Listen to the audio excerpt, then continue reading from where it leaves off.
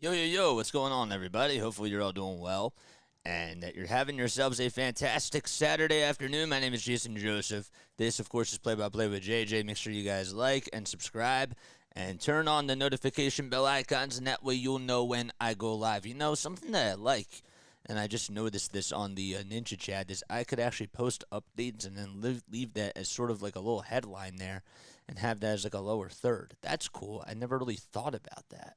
Huh. Well, you learn something new every single time that you do this. So I like that. I think that that's awesome. So, yes. So, you see the graphic. You see the lower third. According to Matt Gelb and now the Philadelphia Phillies, they will approximately be starting at 4:30 p.m. Eastern Time. The tarp was on the field. They just took it off, and a lot of fans were sitting out there, so it wasn't really even drizzling or whatnot. There was just a small, actually, they said that it was a small drizzle, but nothing too severe or anything like that. So hopefully we'll be starting on time over at 4:30 p.m. Eastern Time. What is up, Darpu? The only guy who produced yesterday and showed up. Now let's take him out of the lineup. I am losing major faith in Thompson and Topper's ability to set a lineup and manage pitchers in a game. Bottom line, man, I'm with you on the bullpen. I'm with you on his decision making, but in regards to the lineup, the lineup has to produce. Like, yes, the bullpen of course has to produce too, but I wasn't really too I didn't really mind the lineup too much. I would like to see Bohm personally batting in the cleanup spot, and maybe that's just me, but he's a run producer, and I want one of my best guys to just bat cleanup. It really, in all honesty, it should be Bryce, but actually, I'm sorry, Bryce is good at the three, but if they wanted a run producer, I'm saying that Bryce Harper type of a player in regards to like his power and stuff, that would be more ideal. People say that Schwarber should be batting in the cleanup spot. I I have my thoughts on it. I'm back and forth. The team was doing well with him. They made it to the World Series with him at the leadoff spot, and they still made it to NLCS with him as the leadoff hitter. So I don't know what I think about it. I really don't. But that's just me. So yeah, so the game should be starting at 4:30 p.m. Eastern time. But yes, so in regards to how things went yesterday, the Phillies, they came up short, to say the least. They had a very good pitching duel between Zach Wheeler and Spencer Strider.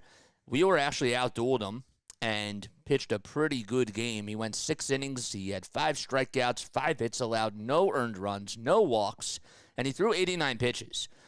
And the topic yesterday was, should Thompson have pulled him? The more I thought about it, hindsight, I guess, is 2020, but in the moment, it kind of made me think a little bit about Game 6 of the World Series in 2022, and I still believe, yes, he should have kept him in, but that wasn't the reason why you lost. You lost because of the other decisions that were going into this, and the bats got cold. So I do think that maybe he did go to the bullpen just a little bit too early, but I also understand if they would have went to Hoffman or if they would have made other decisions, I would have been fine with that. But putting Strom in there to pitch the 7th inning, that's a recipe for a disaster. And I love Matt Strom, but he's not a long, like a deep inning, like an 8th inning or a 9th inning type of a guy. So I wish that they would have went to Alvarado sooner, and then they kept in Alvarado way too long. But Alvarado has to be better. Alvarado has to execute, and the players have to execute too. So those are just my thoughts about that. I want to hear from you guys, though. I want to hear like what your thoughts were about yesterday's game. We got an interesting one today. Aaron Nola taking the mound, and he's going up against Max. He's going up against Max Fried. So there you go. So Fried will be on the bump. The tarp is now back on the field, and well, all right. So they just put the tarp back on, and now fans are starting to put the trash bags over their heads. So I guess that we're going to be in another delay. But we're going to keep the conversation going on here. Okay, so now I see that the rain is coming down. So, all right, so we got to take that graphic off. It's a shame because I literally pressed the live button, and all of a sudden, it's just boom. Like you hear the delay on at 3:47 p.m. Eastern time. There we go. I don't want to call him a bum yet, but he was the better option than Girardi at the time. Might be time to look somewhere else. Who might know better? I think Thompson knows what he's doing.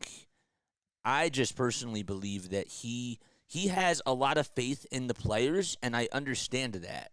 But yesterday, being the time and the place, it wasn't the right decision to leave Alvarado in as long as he did. It wasn't the right decision to put in Matt Strahm when he did, right? It's opening day weekend. It's opening day, first of all, and you're taking on the Braves. You're at home. It's a playoff type of an atmosphere. Treat it like it's a playoff game. That's all I got to say in regards to Rob.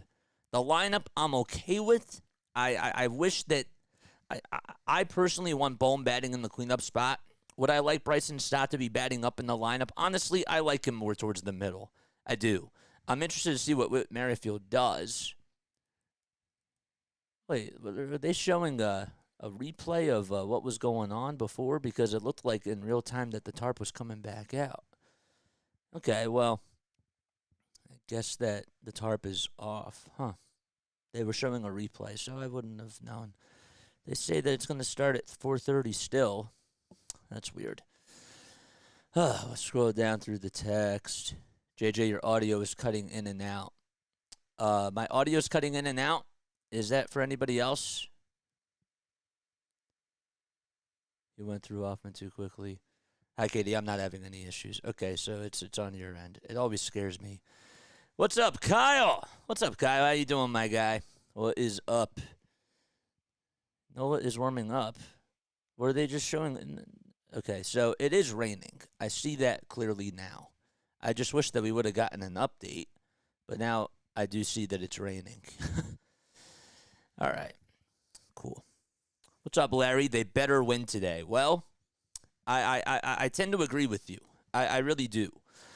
I thought that we could do this little exercise during this little rain delay. So I was talking about this yesterday, and I'm actually going to bring this up right now as we speak, and I wish I would have had it up, but had I known that there was going to be a rain delay, I had no clue. All right, so we're going to do, we started talking about it yesterday. In case you are just tuning in, first of all, hello. The Phillies are in a delay, okay? You see it up there.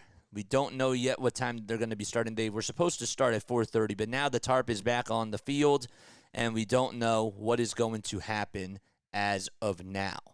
So I want to do this. Okay, so where is it? I'm trying to find it. Philadelphia Phillies betting odds. Where is it?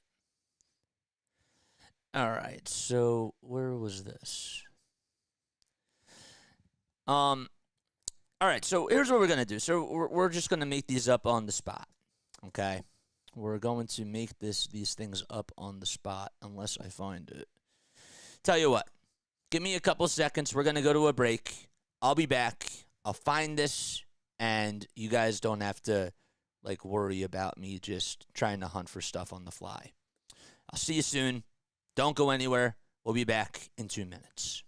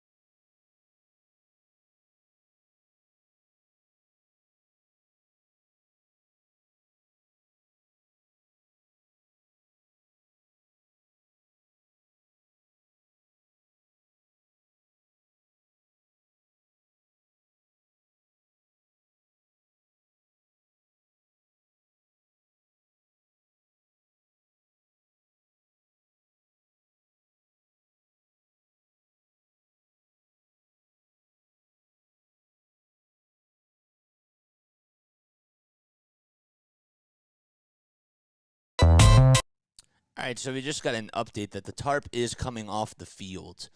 Don't know what that necessarily means, but we got an update on Twitter, and we still haven't seen the ceremonial first pitch, but it should be interesting. Jason Kelce and Fletcher Cox should be throwing the first pitch today. They actually are supposed to. But all right, so I'm going to pull this up for you, and I want us to kind of go through this one by one and just get your thoughts on this, okay? So here, I thought that I had the browser ready, but I guess not. So we will do that, and then we'll do 1700. Okay. One more thing.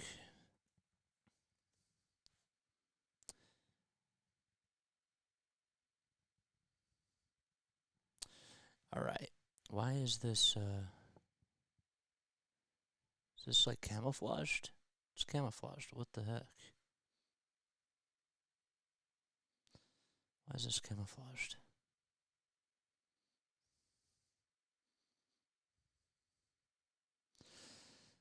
Does this work? No.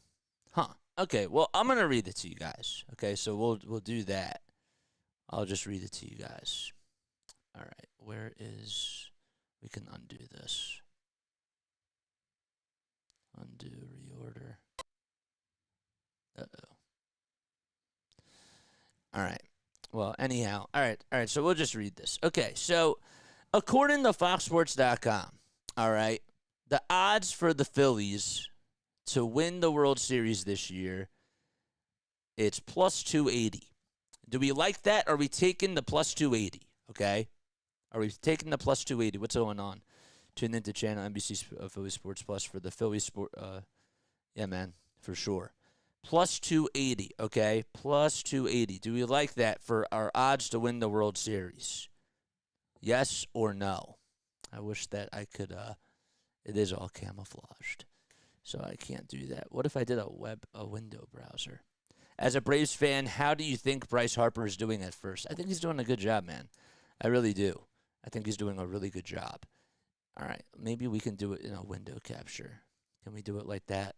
I don't know. But yeah, plus 280 for the Phillies to win the World Series. Do we like that or not? Do we think that that's a good deal to take or not? Because if you look at who's the betting favorite, it's the Braves, and then the Braves have the Braves are guaranteed to win the NL East. I see that. They're at minus 280. I just subscribed to your channel. Thanks so much, man. Thanks so much, Ken. I appreciate you, dude. I really do. I appreciate that so much. All right, so they are getting ready to throw out the first pitch now. It's Jason Kelce and Fletcher Cox as we have a sold-out crowd at the bank. What else do we have? Oh, wait, that's the NL East. That's the NL East, really? Plus 280 for the odds for the Phillies to win the World Series. I don't like that. I wish it was a little bit better. Good deal, Kenneth. Audio sounds much better. Well, yeah, you probably had to update it yourself. All right, let's go through the lineup. All right, so Kyle Schwarber. All right, Kyle Schwarber. Is he going to get 50 this year? 50 home runs. 50 home runs for Kyle Schwarber, yes or no? Over or under 50? Over or under 50 home runs? Comment down below. I'm going to go with the under. I think that he's going to have 43 this year. I do. I think 43 is a good number for Kyle this year, and I will make sure that I keep my word on that. 43 home runs. There's Bryce Harper, Jason Kelce, Fletcher Cox, and Kyle Schwarber all taking a picture together. Wow, that's really cool. So, yeah, so over or under is 50 with Kyle Schwarber's home runs. I think that he gets 43, but comment down below what your thoughts are. I would love to hear what you guys have to say. If you guys also really enjoy what we do on here, make sure you like and subscribe. We are also live for the Sixers, the Eagles as well. We do play-by-play for all those games. Just had to scramble a little bit because we were in a weather delay. But regardless, we are ready to go. Under, but it'll be though in the NL East. It'll be tough in the NL East. Okay. So that's not the Kyle Schwarber bet though. Kyle Schwarber, how many so Kyle Schwarber over or under 50? Oh, I guess that is Kyle Schwarber bet. Under, but it'll be tough though. Huh. Let's see. How many walks did Kyle have last year? So Kyle last year, okay. Kyle had does it say? Kyle had how many walks last year? He walked. Why doesn't it say? I want his full stats. What the heck is going on? There we go. All right, so Kyle had. No, that's not either. Oh my gosh, we're screwing up. We're screwing up. We're screwing up. How many walks did Kyle have? 2015. Why is this taking me forever to find? 126 walks. Okay, there we go. Kyle had 126 walks last year. Do we think he's going to get over 100 walks? Comment your thoughts down below about that. JJ is awesome at play-by-play. Thank you, man. I appreciate it. I wish that we had a better use of our time here, but is Kyle going to get over or under 100 walks? Is it me, or does the new uniforms look extremely yellow when they are wet? It's cream. So when you add in water and it mixes in, then yeah, sure. So, all right, so we think that Kyle's going to get 134 walks this year. All right, so he's going to get over 100 walks because when I look at his stats, right, Kyle, for the first time, had over 100 walks in his career. 126 was the highest that he had. And to be honest with you, he's never even reached 90 before. So that's why I think that, yes, like he's going to get a lot of walks.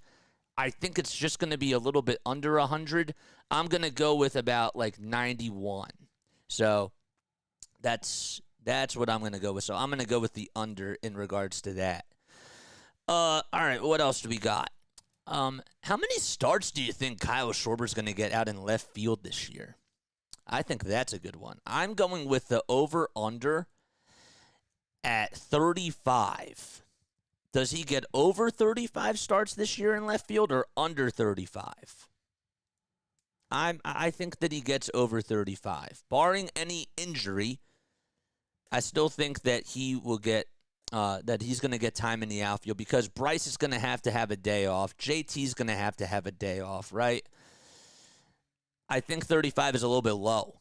So I would expect him, if there's 162 games in the season, I would expect him to get probably 45 to 50. Larry says way under. Bryce is going to have to DH some of the time. JT's going to have to DH some of the time. And sometimes guys are going to have to get off their feet. So I think that he's going to, and I hate to say it because obviously this is barring any injury too, but I think that he's going to get over 35. I think he's going to get 45 at least 45. So those are my thoughts about that. All right, starting lineups coming up as the tarp is off the field. They just threw out the first pitch. That was quite a sight to see. And the Phillies are about ready to get underway. Aaron Nola is actually getting out of the bullpen. Did it start raining again? I don't know. It does look a little bit yellow, but that's also because the sun is out now as well. And maybe the water has something to do with that. Play Bryce in the outfield. I like Bryce over at first. I'm okay with that. But I'm saying that if he has to have a day off because of the back or something like that, I would be okay with having him DH some of the time and then Schwarber playing out in left field some games. But I'm saying that they're probably going to have to go to him probably 45 times. I would be shocked if it was under 40. So, but that's what I got to say about that. All right, so lineups are out. So for the Braves, it'll be Ronald Acuna Jr. batting in the leadoff spot. Ozzie Albies batting second. Riley hitting third. That's Austin Riley. Matt Olson batting in the cleanup spot. Hitting fifth, it's Marcell Ozuna. Michael Harris the second, batting sixth. Orlando Arcia right behind him, batting seventh. Travis d'Arnaud, the catcher, batting 8th. And Jared Kelenic, who's out in left field, is batting 9th. So again, it's Acuna, Albies, Riley, Olsen, Ozuna, Harris II, Arcia, Darno, and Kelenic that are all out there for the Atlanta Braves. And on the mound for the Philadelphia Phillies, you got Aaron Nola. What's up, Kyle? Kyle says, yes, sir, go Braves. So Nola will be taking the mound in just a little bit. The Phillies defensively, we'll talk about that. Behind the plate, it is JT Realmuto. And then from the infield, from first to third, it'll be Harper at first, Stott at second, Turner at short, and Bohm at third. And from left to right, you got out in left field, it'll be Whit Merrifield making this Phillies debut. In center field, you got Yohan Rojas, and in right, it'll be Nick Castellanos. I'm starting to remember that now I had another lineup card that I had next to me, and I guess I forgot about it, and it didn't even cross my mind. So we're going to get underway hopefully shortly. It's 4:26 p.m. Eastern Time. Here's another question that I have for you guys. So, do you believe that what are your hot takes in regards to a player or a season outcome this year? I'll tell you one of the hottest takes that I have. I believe that the Phillies, and even though they didn't prove it yesterday, it could be extreme. I talked to Larry about this last night. I am more on the optimistic side, even though caution is always on the back of my mind. But I think that the Phillies are going to lead the league in batting average during the 7th inning or later. That's my hot take. They're going to be better than the Dodgers. They're going to be better than the Astros. My hot take is that they are going to be one of the best teams late in baseball games. I really do believe that. I don't know specifically where they ended up last year from an analytical standpoint, but I think that they're going to be the best. They're going to have the highest batting average in the 7th inning or later as far as that. Darpoo says that they're going to go on a 15-game winning streak. Okay, I like that. I guess that is kind of like a hot take. Yeah, I guess you could say that. So I think that they are going to be a very good team in the 7th inning or later, and that they're going to lead the league in batting average. Definitely get on a winning streak. That is what your hot take is. What else? More hot takes about the season or a certain player. Castellanos had he led the team in doubles last year. I think that he'll do that again this year. A hot take that I have is that Nola and Wheeler are going to get over 200 strikeouts too. That's another one that I got. If they all stay healthy, they should get over 200, but they could have two guys that get over 200 strikeouts. And I think Wheeler and Nola, I don't really think that that's out of the question, but we've never seen it. And it, I guess, goes back and forth because you don't know what you're always going to get. But that's what I think about that. So, more hot takes. Come on, man. Comment down below in the chat. I want to get everybody up and moving on here, man. That's what I want to hear. I want to hear more hot takes. More hot takes in the chat in regards to the Phillies. The Phillies will also, another hot take that I have, is that the Phillies will also have one of they're going to have, JT is going to have a 280, he's going to be batting 280, and he'll get you 30 homers this year. I know you probably think I'm pulling that out of my butt, but I'm not. I think he'll bat 280, and he'll get 30 home runs. I think the NL East is, the first is the Braves, the second is the Phillies, and third is Miami. That's not really a hot take, but that's a good one. That's a take. We'll take that. You know what I'm saying? We'll take takes for sure. We like that. The Phillies could also get owned by the Braves every single series. Maybe that could be a hot take. I've heard somebody say that before. Bohm has 25 or more homers as a hot take. Okay. I kind of like that. I would love it if Bohm would hit over 25 homers, especially if one of the top hitters from last year, like Castellanos or Schwarber, not saying that he was a top hitter, but if Schwarber's home run numbers are down and Castellanos, his run production is down and all that type of stuff, that could be a hot take too. So if you are new to the channel, make sure you guys like and subscribe. Turn on the notification bell icons, and that way you know when I go live or when I upload. All right, so Philadelphia Phillies taking on the Atlanta Braves in Game 2 of this 3-game series on opening day weekend at Citizens Bank Park. The tarp is off, and, well, the Phillies are going to go out there and play defense as everybody's out there on the field. They're in their cream uniforms. It's the first time that they're showing that off this year. But they got the blue caps on with the red logo on the front and the red flat part, or the red flat part on the front as well. Nola last year in 32 games was 12-9. He had a 4.46 earned run average, 202 strikeouts, 193.2 innings pitched as well, and 45 walks to go along with that. He's going to be out there on the bump for the Philadelphia Phillies. And again, the lineup for the Braves, it's Acuna, Albies, Riley, Olsen, Ozuna, Harris, Arcia, Darno, and Kelenic. It was a sold-out crowd yesterday, and they're looking to it's a pretty big crowd out there today as well. Bob Nightingale just started a thread. I just got the notification. He said, quote, "Rare sighting. A tarp coming off the field at Dodger Stadium." I guess that they don't really it was really windy. I see what it is. You got to look at the picture. Ooh, boy. Kind of reminds you a little bit of what happened in Pittsburgh years ago when the Phillies took on the Pirates. So, all right, so Nola is out there on the bump, and we're finally about ready to get underway.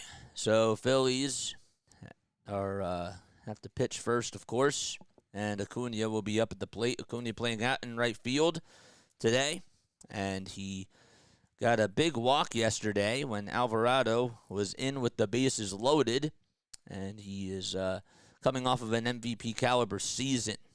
The new cream jerseys. I saw the picture of that. Hopefully the Phillies try to take care of business today. The one big key that I got for them today is that they need to provide runs off of Max Fried and get to him early on. They really do. All right, we're ready to get underway. Nola is on the mound. Acuna steps into the batter's box, and the first pitch is just a bit upstairs for a ball. Crew chief for today's game is Bruce Dreckman behind the plate, calling the balls and the strikes. Jermaine Rehak is over at first, and Quint Vordak is at second, and Mark Wagner's over at third. The 1-0, swinging the ground ball, hit over to third. It's bobbled by Bowman, gets into the shallow left field grass, and, well, Acuna gets aboard, and it's on an E5. Al Bohm should have had it. It didn't even take a weird bounce. But Bowman was not ready for it. He tried to underglove it, and it just went above his glove, and he couldn't even block it out in front of him. Hit the heel of the glove and just ricocheted out into shallow left center field. Actually, when you take a look at the replay, he actually tried to barehand it. I couldn't necessarily see it in real time because they switched a little bit quickly, so I beg your pardon, but that's what it was. He tried to barehand it, and it just went out into the left field grass, and that's an E5 by Bohm. Albie steps into the batter's box, batting on the left side, and he'll take the first pitch for a ball.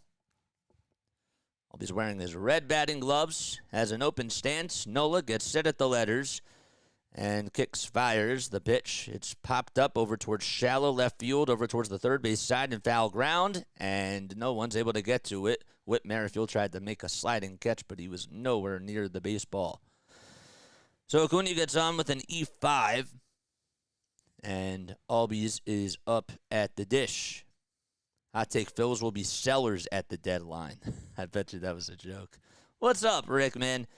Jason says, JJ, my hot take is with us running it back with the same players as last year and exactly the same pen teams, we'll figure out our relievers, and if struggle, Topper won't make it through the season. The 1-1 pitch, swinging a towering fly ball. It's hit out to deep right field, and that's not coming back. It's gone. A mistake thrown right down Broad Street, and Ozzie Albies strikes first. as he gets a 2-run homer, his first of the season.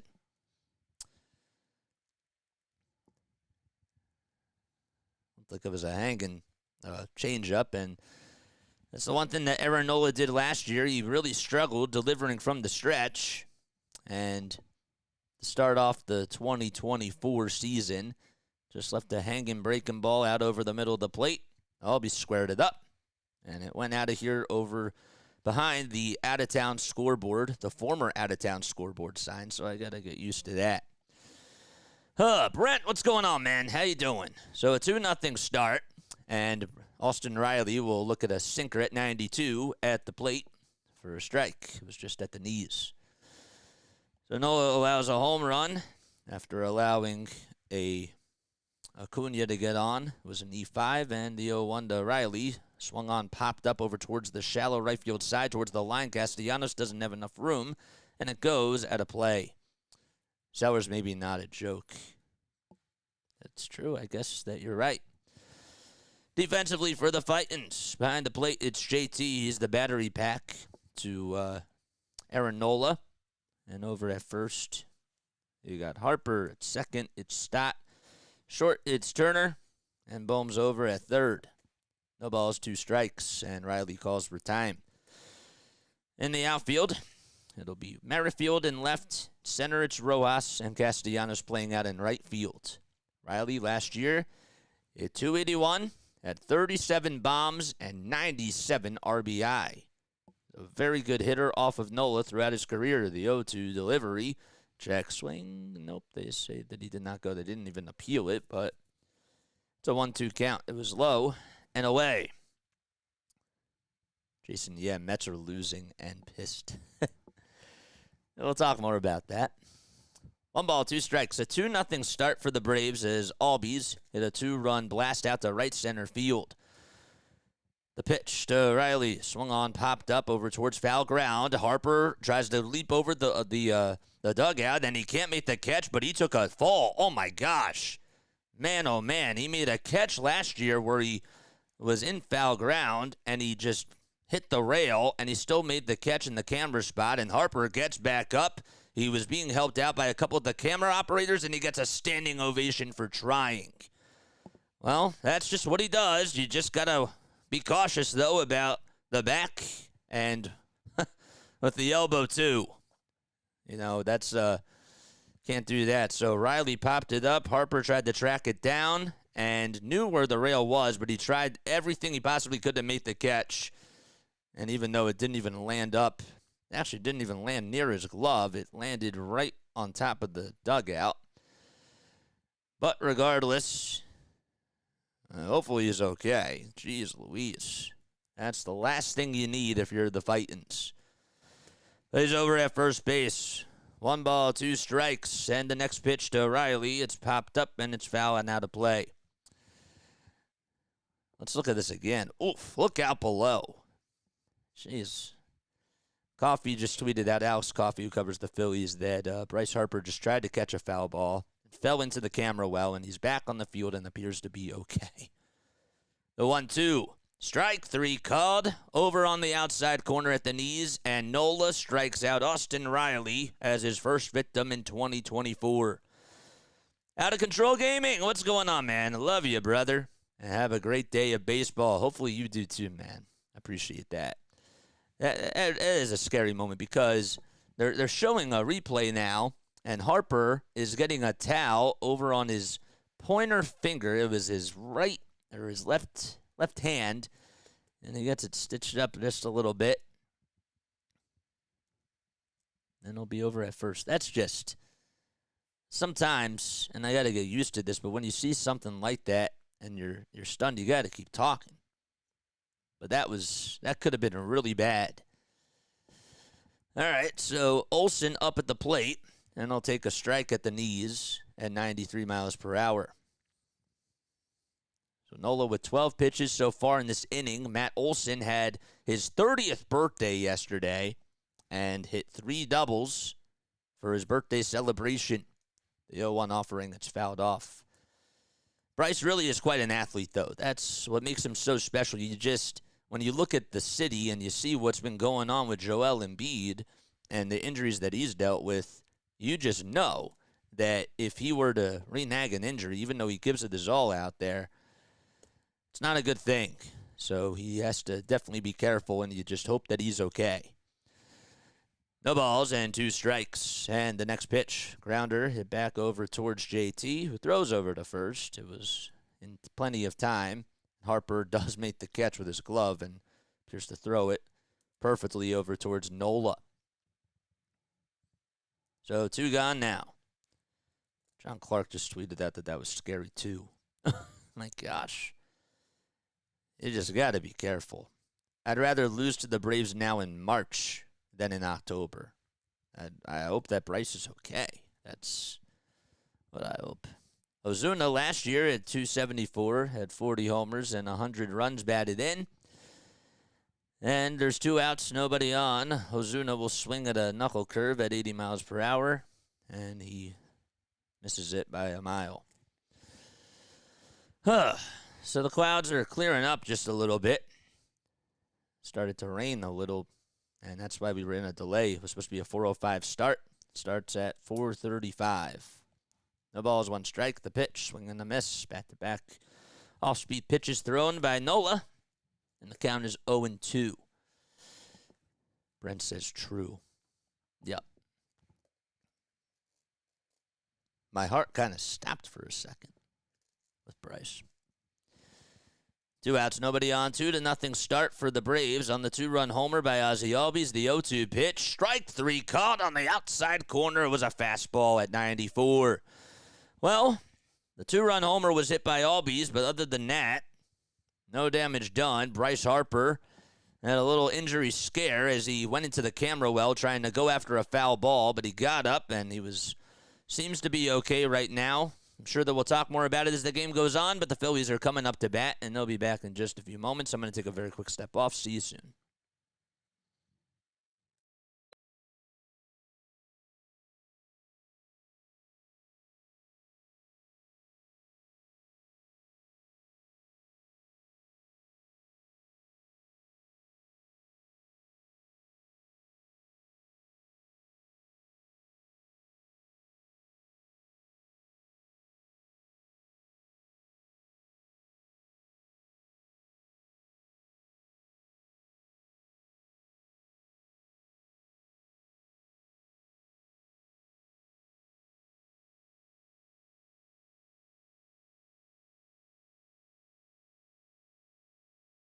In case you are just tuning in, my name is Jason Joseph. This is Play-by-Play with JJ. We're on for the Phillies, the Sixers, and the Eagles. We call every single game for all those teams. We go to the bottom of the first. So Aaron Nola allowed a 2-run homer to Ozzie Albies and then was able to get the next 3 batters out. And, well, we go to the bottom of the first. Philadelphia Phillies coming up to bat. The lineup for the Phils, it'll be Schwarber at the DH, Turner batting second at the shortstop position, Harper over at first base. He appeared to almost injure himself. He tried to go for a foul ball in the camera well, but he's still in there for the Phillies. JT Realmuto behind the plate, batting in the cleanup spot. Now look, Bohm playing over at third. And right field, it'll be Nick Castellanos batting sixth. Batting seventh, it'll be Bryson Stott. Eighth will be Whit Merrifield making his Phillies debut. And Yohan Rojas is the caboose batting in the 9 spot. So again, for the Fightins, it's Schwarber, Turner, Harper, Realmuto, Bohm, Castellanos, Stott, Merrifield, and Rojas. And Max Fried, as he takes the bump, throws a strike, or throws a ball. It was just a little bit outside. And it's a 1-0 count. Phillies in their cream uniforms with the red letters on the front and the red numbers and letters on the front and the back. The pitch. Strike called. Fried on the season. Last season, I should say, is at an 8-1 record and 14 starts. He had 80 strikeouts and 77 2/3 of an inning and only allowed 18 walks. The 1-1. Chopped foul. So Schwarber had obviously led the team in home runs last year over the last 2 years. He had 47 on the season and 104 RBI to go along with that at a .474 slugging percentage as well. He has his red high socks on over the cream jersey pants, the 1-2. It's breaking ball that's low and away. So that makes the count 2-2. Mr. Man, you're okay. It's still early on. What's going on, guys? Oh, I got to catch up to the chat. Hot take by August. Schwarber will no longer be batting in the leadoff spot. 2 balls, 2 strikes, and the pitch clock at 1. The pitch. Grounder chopped over towards the first base side, but it's just hooking foul. And Fried actually took a lot of his time and was playing with fire with the pitch clock winding down to just about a second. Guy that has a four-seamer, a curveball, a changeup, a sinker, a slider, and a sweeper. And he'll utilize the fastball about 34% of the time. That's what he did last year. The 2-2 on the way to Schwarber. Swung on, hit out to left center field. It's going to drop in for a base hit. And Schwarber gets on with a leadoff single as it was bobbled initially by the left fielder. But it's thrown into the cutoff man, and Schwarber is able to get aboard.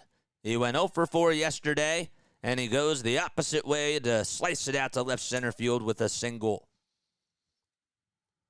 A piece of hitting by Schwarber, not doing too much. And, he has a lot of pop in the bat. But when you see him make solid contact, that's a very good sign, and you'll certainly take it. Turner's due up. The shortstop for the Fightins. He's in the batter's box. Fried versus Turner. And the first pitch. It's a curveball at 75, and Turner got fooled. So the count is 0-1. Trey has a .367 batting average versus Fried lifetime against him. Schwarber leads off over at first. Got on just with a single. 3 seconds left on the pitch clock in the 0-1. Another swing and a miss on another curveball. That time it was in the dirt. First one was thrown, and it was just at the knees on the inside corner. This time Fried was like, let me go a little bit lower. The ball is 2 strikes to Trey. 8 pitches so far by Max Fried. The Braves lead it 2-0. We're in the bottom of the first in Game 2 of this opening day weekend in Philadelphia. Fried comes set, kicks, fires, and it's fouled off right behind the plate. We got a Flyers game tonight, too. Another big Flyers game. As they're looking to try to clinch a playoff spot. They're still third. Last time I checked in the Metropolitan. And they're either going to get that or a wild card spot, and it's getting pretty close. Capitals just behind them, the 0-2, way upstairs. If you guys were to comment down below and tell me who is the next team out of the Big Four to win a championship, comment who it is down below. Schwarber again leads off over at first. Fried looks back at the plate. Gets set at the belt to the pitch. Ground ball hit over to third, and it's underneath the glove of Riley. Goes out into left field. And here comes Schwarber, who stops over at second. And they rule it as a foul ball. Couldn't tell if the ump ruled it as a fair or a foul ball from the angle. So it is just a foul ball. Apologies. Yep. Just did not get through, so yep, foul. We'll do it again. 1 ball, 2 strikes. Fried looks back at first. Now back to the plate. Gets set and fires. It's fouled off by Trey over towards the right field side. The Phillies, Larry says, are the next team to win a championship in the city of Philadelphia. How about you guys? What do you guys have to say? If you guys are just tuning in, Phillies are down 2-0. We're in the bottom of the first inning. Turner's up at the plate. Schwarber's at first. Nobody out. 1 ball, 2 strikes. 1 second left on the clock. And the pitch. Strike 3 called on the inside corner. A 97-mile-per-hour fastball that Turner didn't even take a hack at. And there's 1 gone. So Turner with a backwards K. And now Bryce Harper's due up. So Harper tried to go after a foul ball in the top of the first inning, and he ended up bumping into the camera well, and he injured his finger, but he stayed in the game, and he seems to be okay. He'll take the first pitch up high, way up high, that is, for a ball.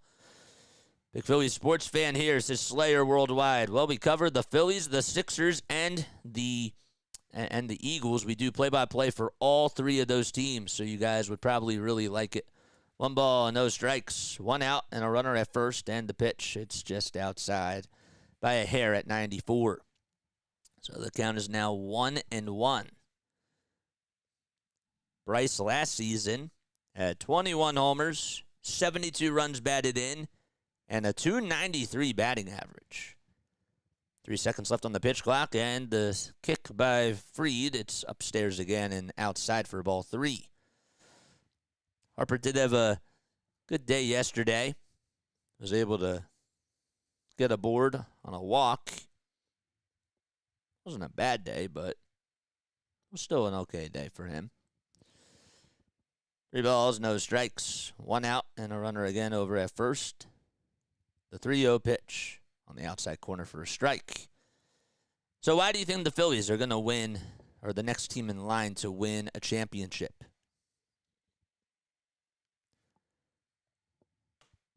Five seconds left on the pitch clock. Fried will deliver from the stretch. The 3-1 outside and low for ball 4. And Harper gets on with a walk. That'll put Schwarber over at second. And JT due up next as we work around the clock. Defensively for the Braves, you got on the mound Max Fried.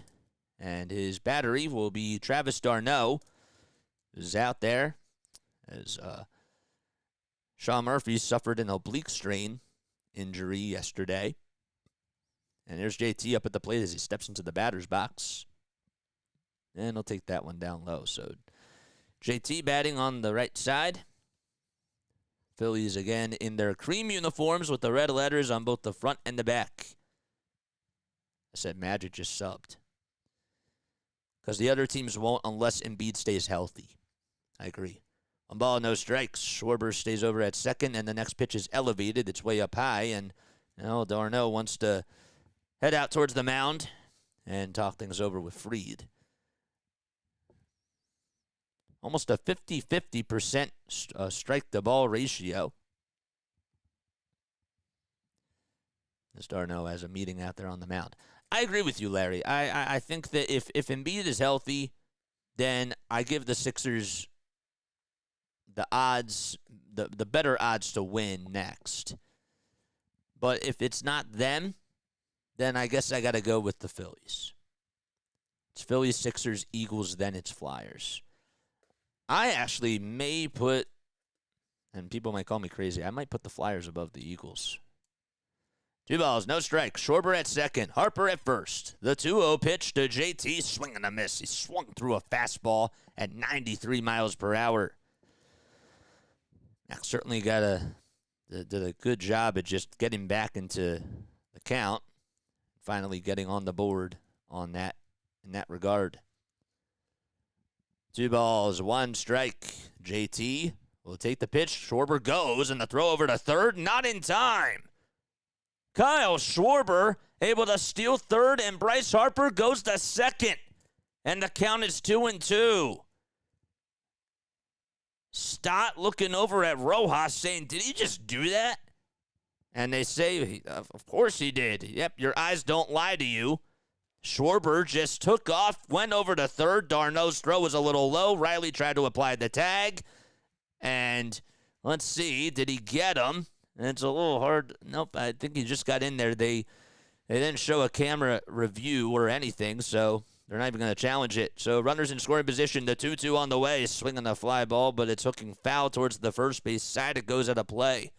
Kyle Schwarber just getting a stolen base for a guy that is not really as fast as a lot of outfielders, even though he's going to be primarily a DH this year.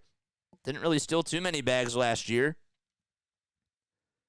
Actually didn't steal any bags. 2 balls, 2 strikes, and the 2-2. It's down low and inside for ball 3.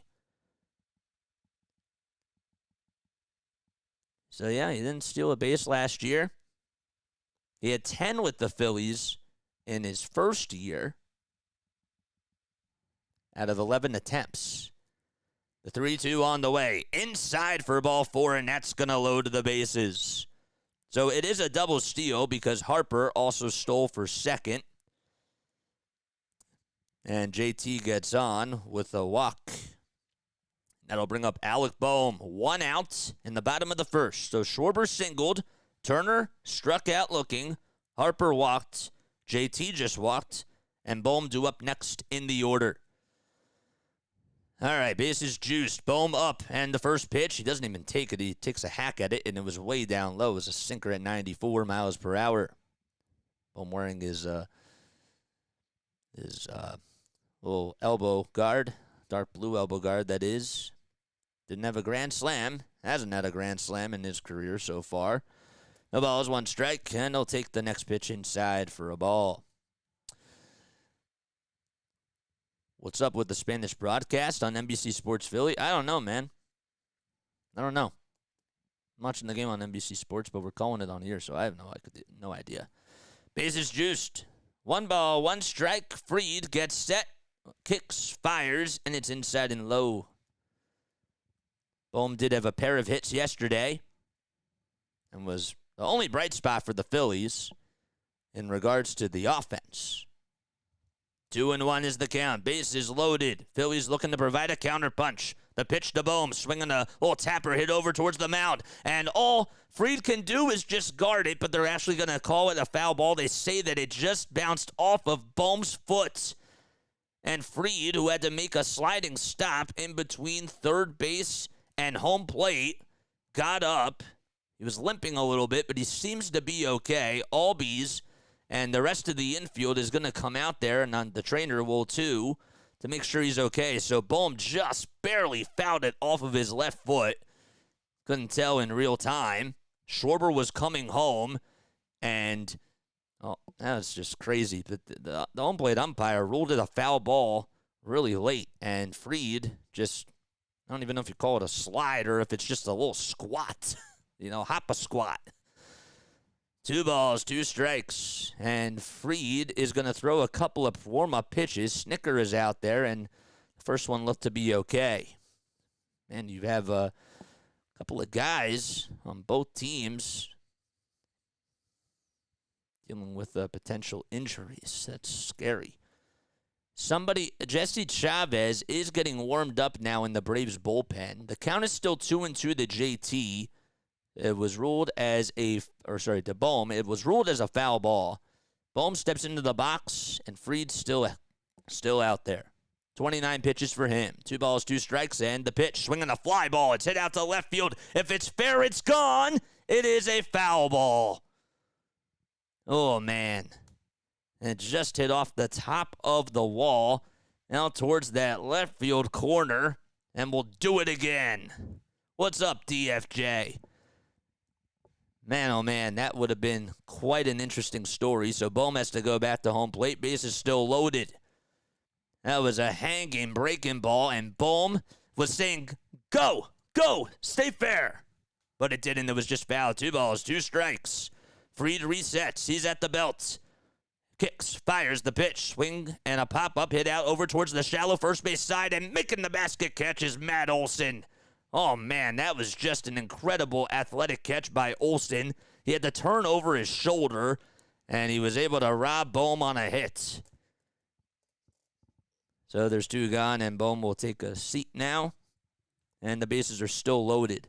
Let's look at this again.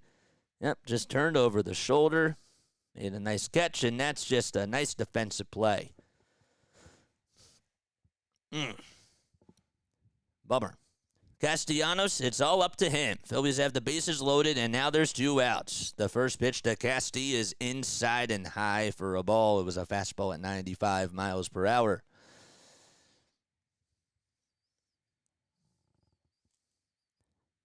Over at third is Schwarber.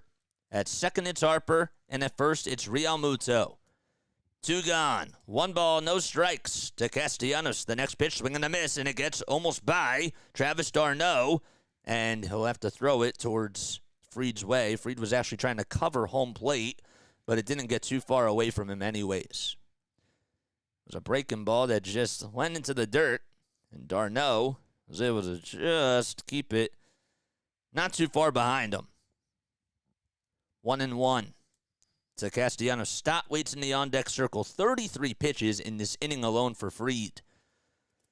2-0. Bases loaded in the bottom of the first. Phillies trying to respond, and the 1-1 delivery. Swing and a miss. A curveball that was just at the knees. It would have been a strike anyways, but another nice off-speed pitch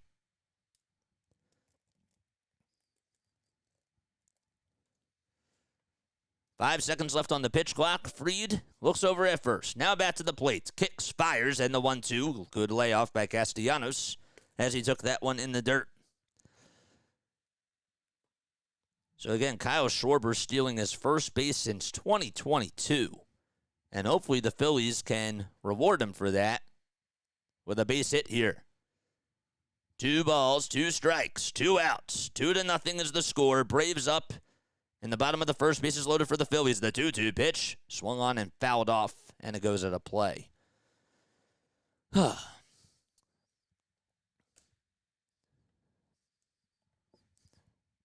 Well, the Brewers, they beat the Mets today by a final score of 7-6. Rhys Hoskins had quite a day. 2-2 is the count. 2 seconds left on the pitch clock, and the pitch by Fried, strike through. They call it a ball, and that was clearly in the strike zone. And Castellanos just took a sigh of relief. My gosh, just in the upper third of the zone, clearly. 3 balls, 2 strikes. Can Castellanos benefit from this? And now Fried wants to call for time. That was clearly a strike. Wow.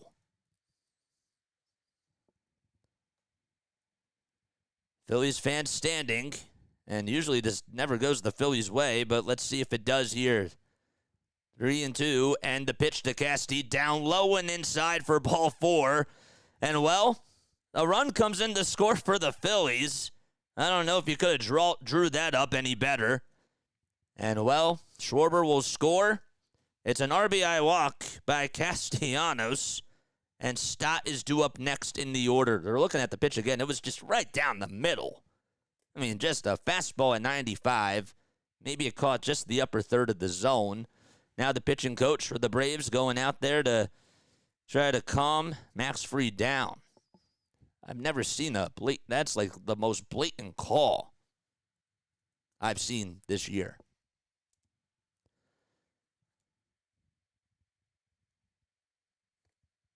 Wow. We'll take it. We'll take it.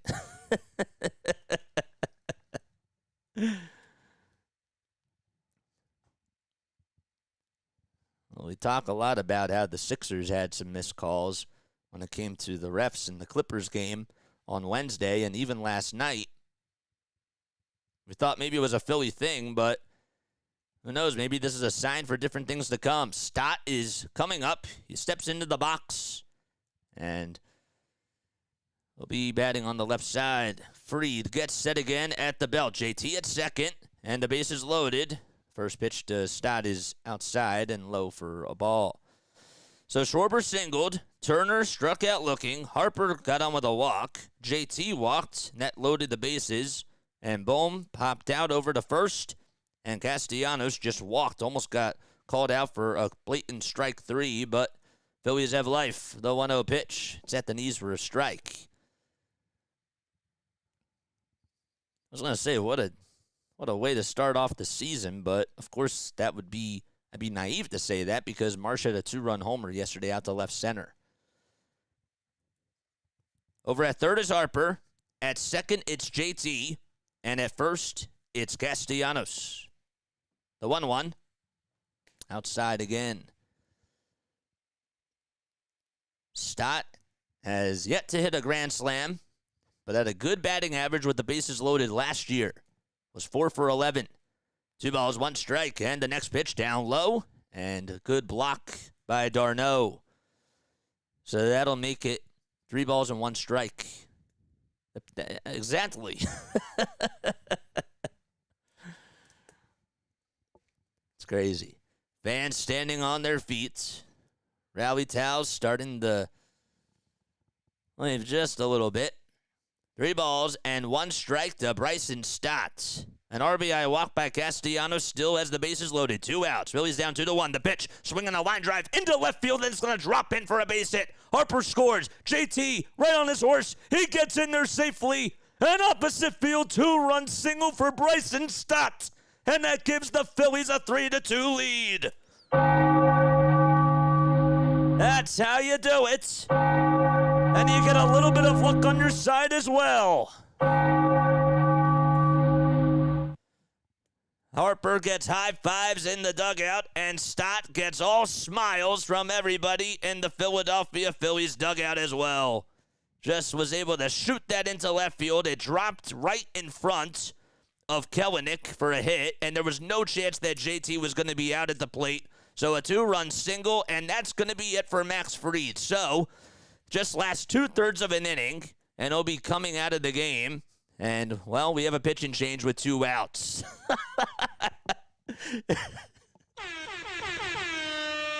Crazy. How loud was that bell? Was that bell loud, or was it like a good volume? Let me know, because I made sure that I tested it out beforehand.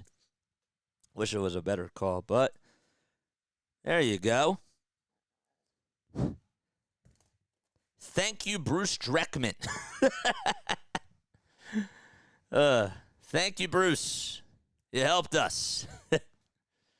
Fried is fried. That's funny. Well, you love it. Cheers.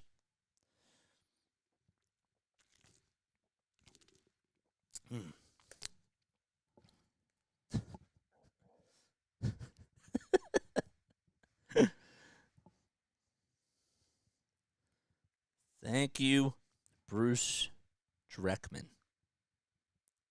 I am going to start tweeting out a little bit more, even during pitching changes, because I do think that with baseball, it's apropos, right? Because we do have some downtime. Stott is Utley 2.0. So Casti is still at second. Stott is now over at first. He got on with a 2-run single. That's like the craziest thing. They're showing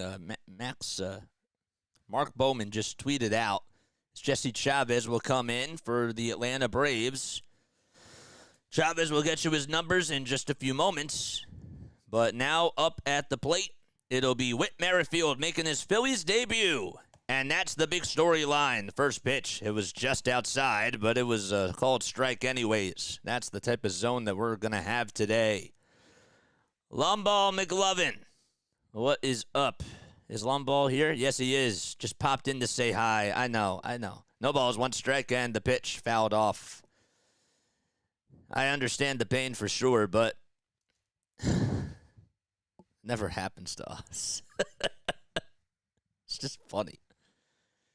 0-2 is the count. Castellanos over at second. He got on with a gifted walk, and the 0-2, it's popped up, hit out towards the right field side, and it hooks foul, goes out of play. Merrifield in spring training batted .405 at 2 homers and 7 RBI. He's had himself a pretty decent career, played a lot of his time with the Kansas City Royals, and also played last year with the Toronto Blue Jays. Chavez gets set, kicks, deals, and he throws a curveball that misses outside and low.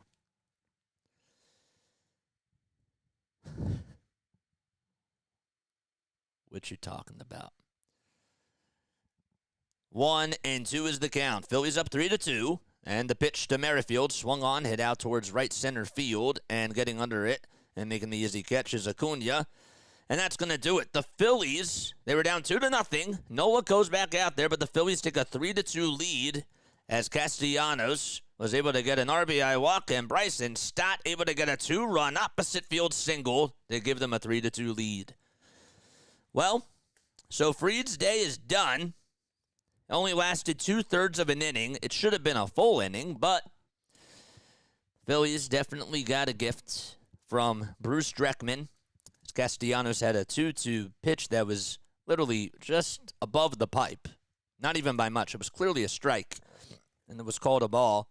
And Castellanos would then get on with an RBI walk. That was with 2 outs. It was a bases-loaded RBI walk, and Stott got a 2-run opposite field single. So we go to the top of the second. Crazy. Acuna in Spanish mean can't beat Philly in the playoffs. Hopefully you're all doing well. Phillies had 8 men come up to the plate and got home 3 runs. What was I going to ask? I was going to ask something.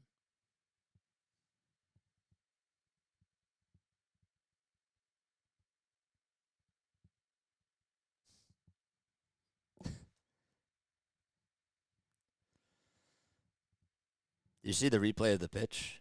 Is that what you're laughing at? Huh. In case you are tuning in, my name is Jason Joseph. This is Play-by-Play with JJ. We got 45 people on here watching. Make sure you guys like and subscribe. We are on here for every single Phillies, Sixers, and Eagles game. So if you don't want to miss out on anything, that's where you come. You come right on over here because we provide you with the best play-by-play coverage. And also, I wanted to make sure that I announced that on Tuesday, when the Sixers take on the Oklahoma City Thunder, we're going to be back on Philly Take with RB's channel. Shout out to RB. Love Philly Take with RB. He does a great job, but we'll be filling in for him and calling his games. Harris up at the plate as the Phillies are up 3-2. The pitch, it's way outside for ball one. Keep it clean in the chat as always. Harris, the second, hit .293 last year. 18 pitches for Nola. And he gets set above the letters and fires, and it's inside for another ball.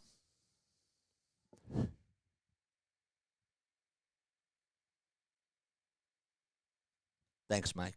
Appreciate you for stepping in. The 2-0 from Nola. And it's at the knees for a called strike that time. It's cool if we have like other fans coming on here to like chat it up. But just got to keep it clean, you know? It's not how we roll on here. Nola gets set again and decides to go with a knuckle curve at the knees for a strike. To Michael Harris the second.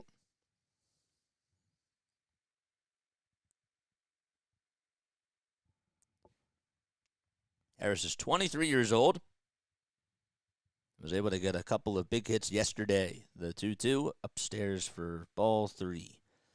That'll make the count full. He's 6 feet tall. He's from DeKalb County, Georgia. So, homegrown talent. Joined the Braves in 2022. The count is full. The bases are empty. And we're in the top of the second inning. Nola on the bump for the Fightins. And the 3-2 pitch. It misses outside. And that'll be a leadoff walk for Michael Harris the second. As he gets aboard, the center fielder for the Braves. And Arcia, it's his turn to bat now. The Phillies, they beat the Braves, of course, in the playoffs over the last 2 years. But did you know? And we're going to pull this up right now as Arcia comes in to... comes up to bat as the first pitch is on the outside corner for a called strike. The Phillies have played the Braves over 2,000 times, and the Braves have won 1,319 of those games. The Phillies have lost 1,198 of those. The 0-1 pitch, the runner goes, and it's inside for ball one. Thought I saw the runner going, but it's a 1-1 count.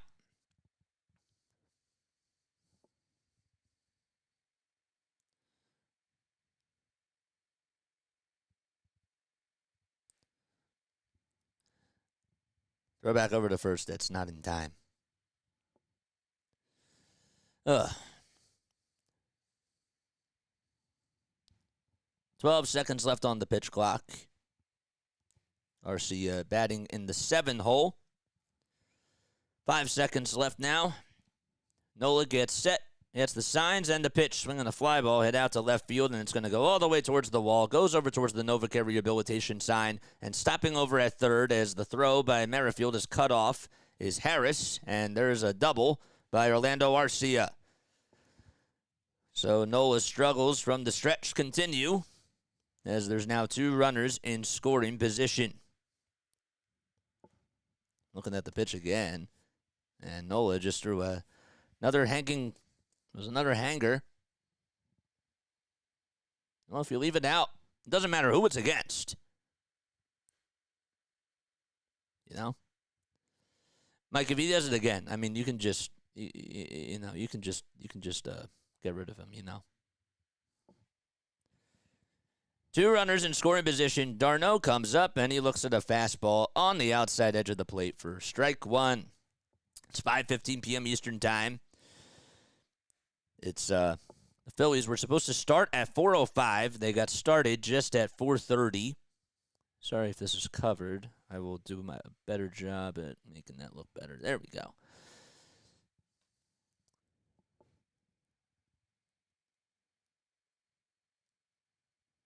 You're being too nice, Mike.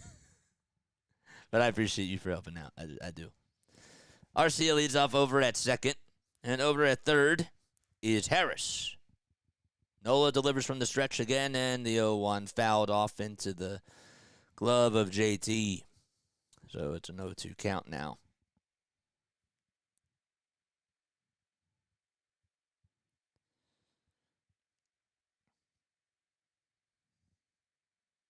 d'Arnaud now 35 years old.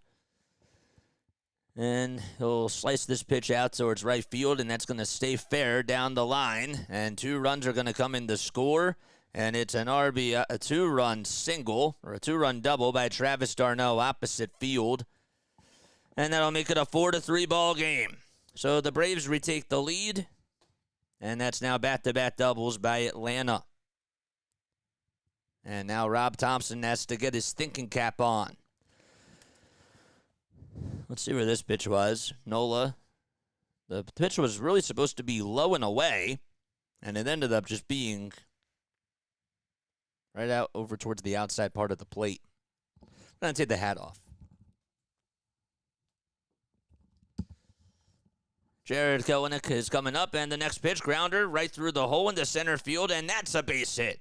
Rojas gets over to it, and d'Arnaud will come in the score, and it's now a 5-3 lead for the Braves, and already fans starting to boo Aaron Nola. Just was able to take it back up the middle. Lots of silence and lots of little chatter on the Philadelphia Phillies side of things, and there's still nobody out. Kelenic was able to get a hit yesterday.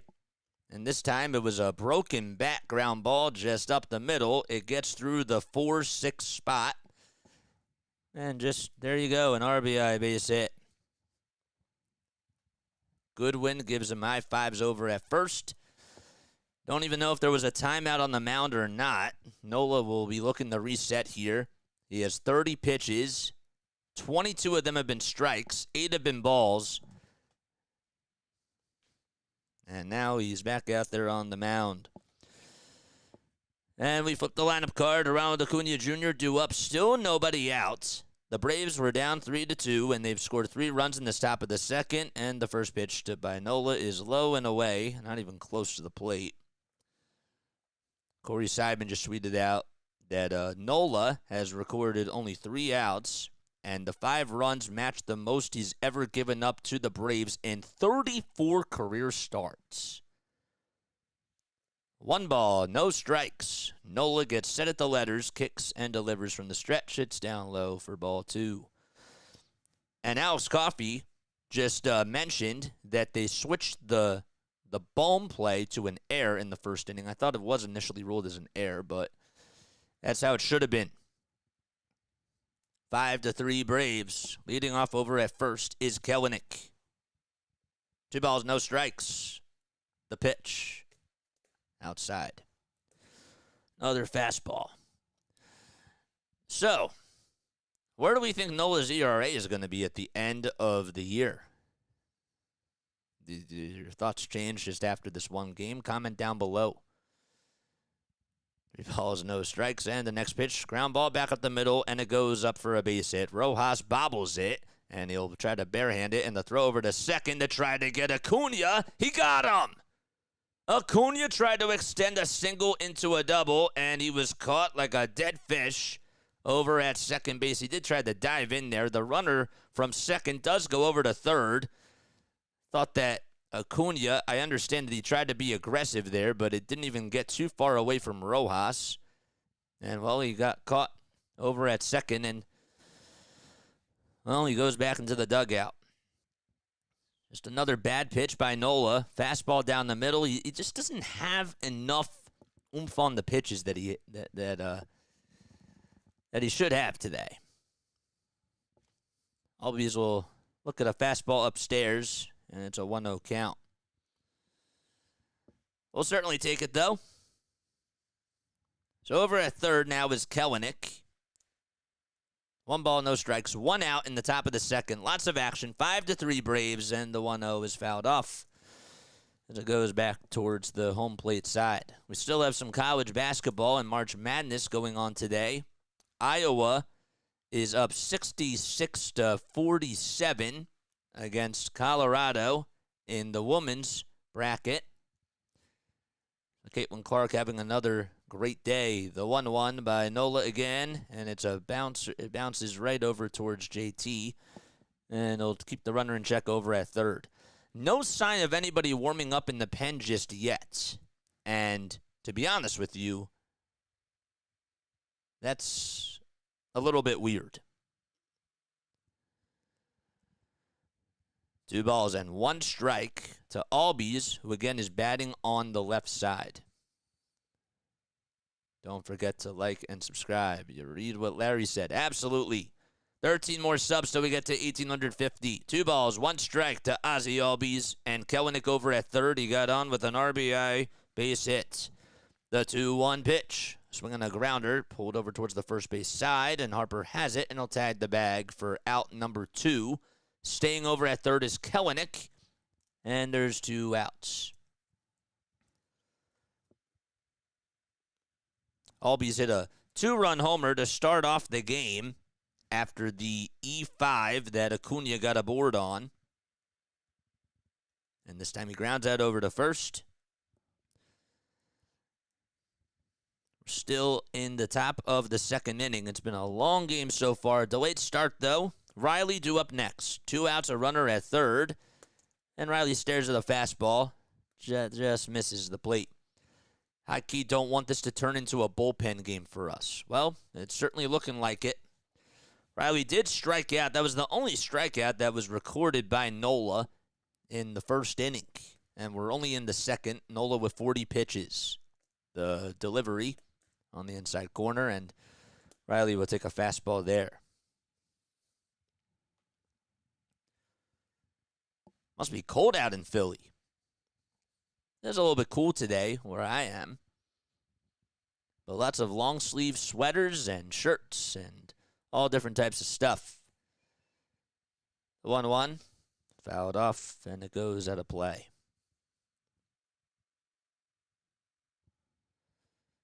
Kelenic over at third. The Phillies had a 3-2 lead coming into this inning. And Darno had a 2-run opposite field double to right field, and Kelenic fouled that up with an RBI single. So it's a 5-3 game.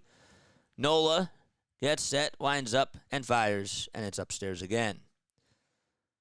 How about Austin Riley? He's 26 years old. He's the third baseman for the Atlanta Braves. He got signed to a 10-year, $212 million contract extension a couple of years ago in 2022.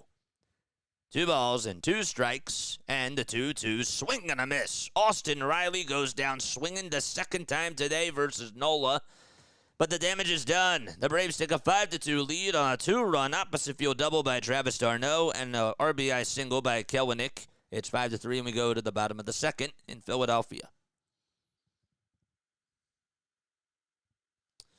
Okay, we better score some runs against the bullpen.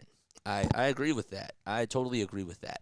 I'm going to take a step off. I will be right back. Don't go anywhere. Hit that thumbs up button. Hit that subscribe button. Come on, man. We want to get more people involved with the community. If you really do enjoy this play-by-play, we're on for every single Phillies, Sixers, and Eagles game. So we try to do the best that we can. And I will see you very, very soon. Don't go anywhere.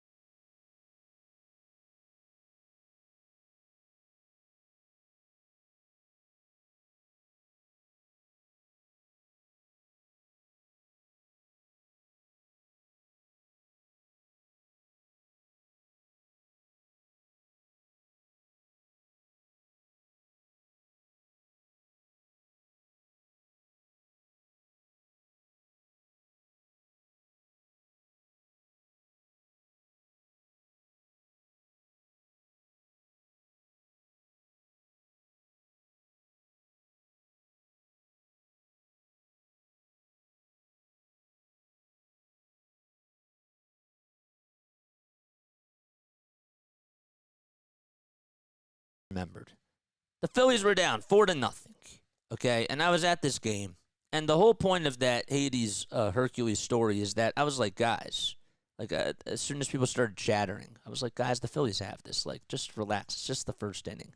What do you know? Bottom of the first.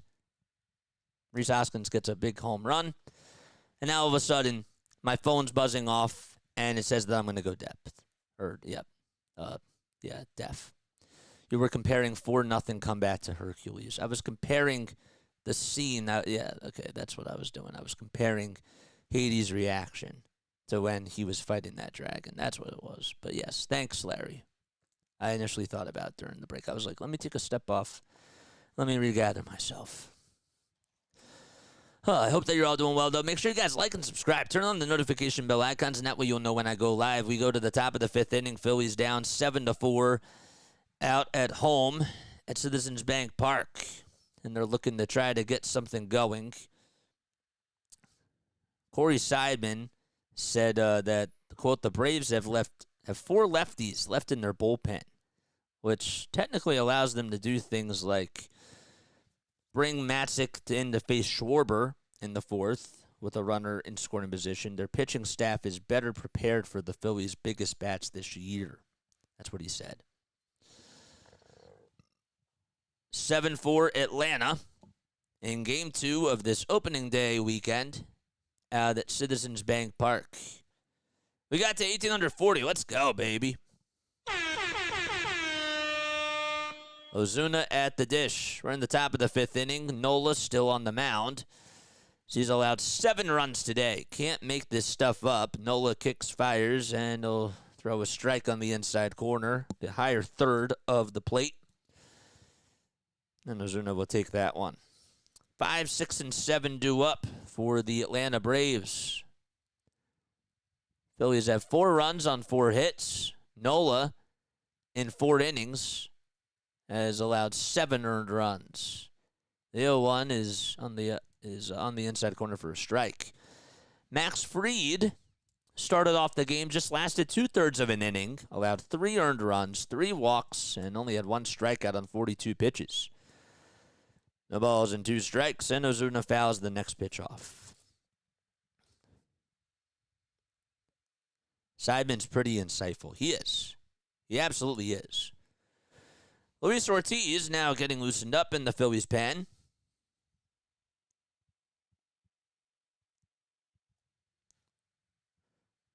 The Baltimore Orioles, as the 0-2 pitch is grounded over to second base, and Stott fields it cleanly, tosses it over to first in plenty of time, and there's 1 away. The Baltimore Orioles have scored 9 runs in just the 6th inning. The most runs that they've scored since the 8 runs that they had against the Yankees, which was last year. And courtesy of Melanie Newman, who is a play-by-play reporter and host for the Baltimore Orioles, does a terrific job. That 8-run performance was performed on May 24th of 2023. 1 ball, no strikes to Michael Harris II. Nola on the mound. Winds up, kicks, delivers, and it's a low and inside for ball 2. Rob's going to let Nola go past 89 pitches, but not Wheeler. And we're not even through the 5th inning. Good point. Bases empty, 1 out. 2 balls, no strikes to Harris. And the delivery, knuckle curve that's swung on and foul tipped into the glove of Real Mutos, and the count is now 2-1. 52 of his 81 pitches have been strikes that he's thrown.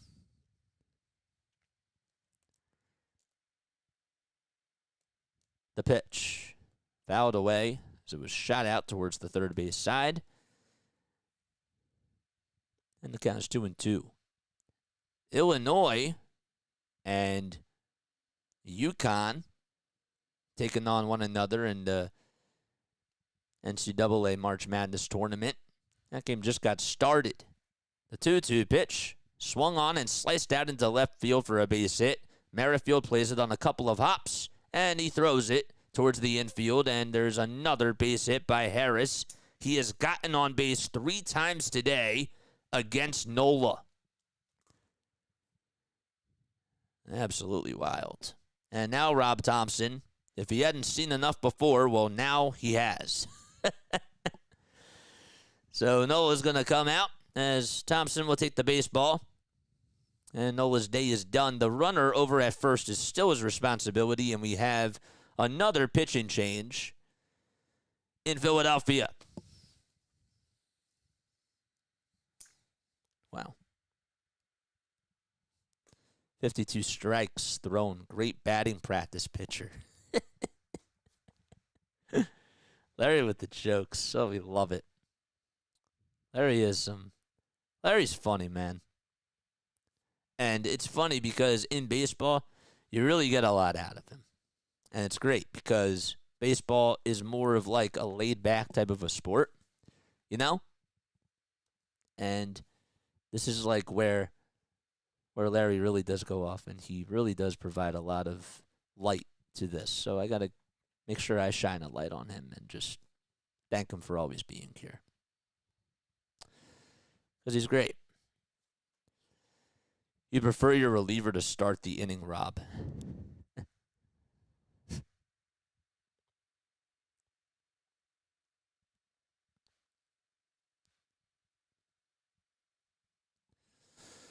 In case you are new to the channel, my name is Jason Joseph. This is Play by Play with JJ. Hopefully you're all doing well. We got 42 people on here.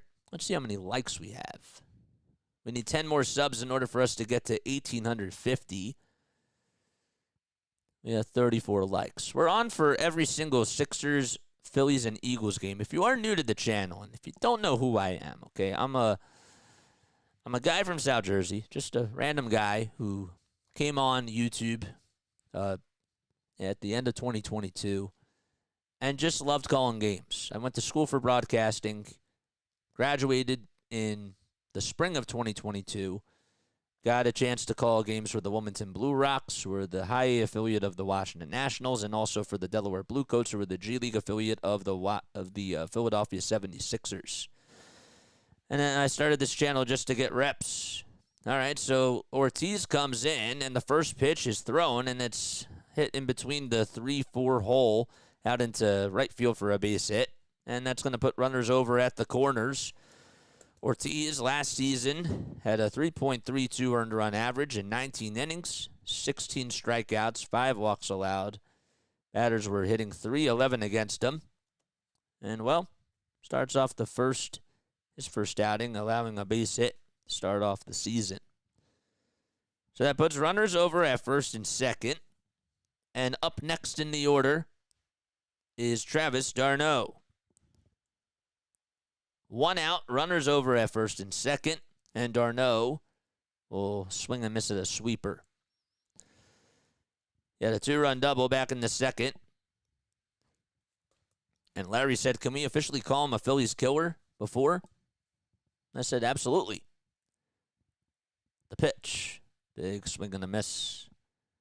Snowballs and 2 strikes now to d'Arnaud.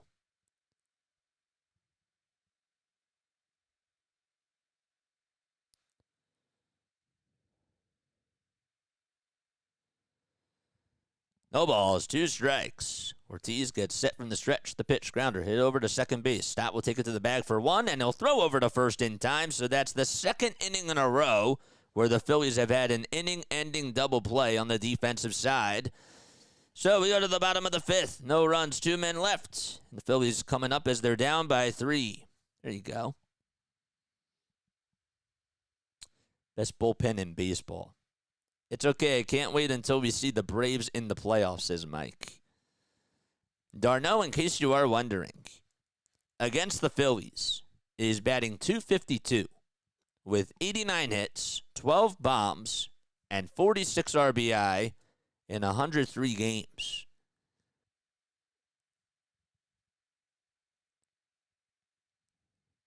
So that's who this Phillies killer is. Trying to see if there was any other interesting stats on him. But it seems like he comes through in the biggest moments. You know? That's the thing.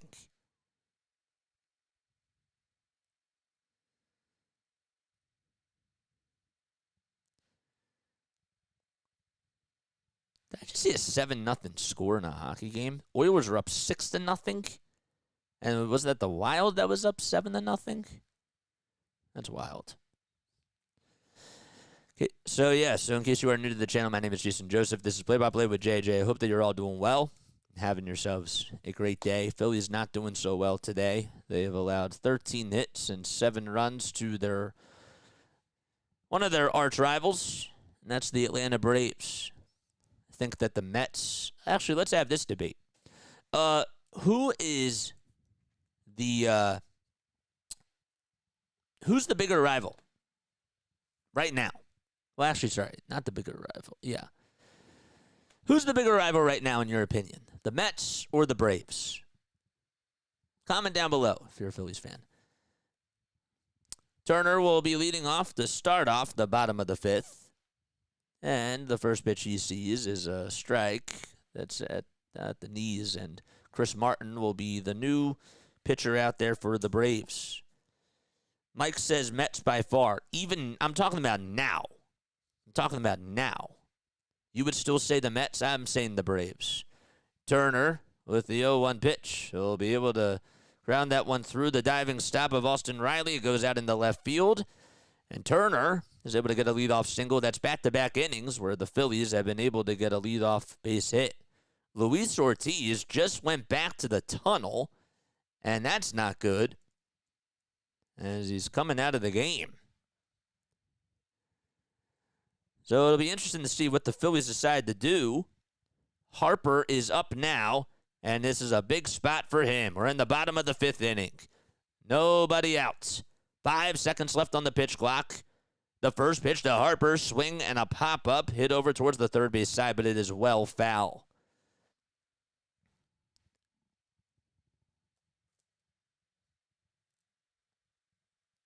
Stott had the leadoff hit, the leadoff single to start off the bottom of the 4th, and Turner is able to do so here in the bottom of the 5th. Harper at the plate, the 0-1 pitch, swung on, and it's caught by Olsen. It was a rocket, and Olsen tagged up Trey Turner, and there's a double play, an unassisted double play over at first base by Matt Olsen, and off the bat, that had to have gone at least 120 miles per hour. That was just tattooed. My gosh. That's just bad luck. And Turner and Olsen were actually playing a little game of cat and mouse. Because Olsen was like, you going to go back to the bag? Are you going to move first? And Turner was like, nope. Here's JT up at the plate. There's a grounder. Pulled over towards the third base side, and it's foul. That is the definition of a rally killer.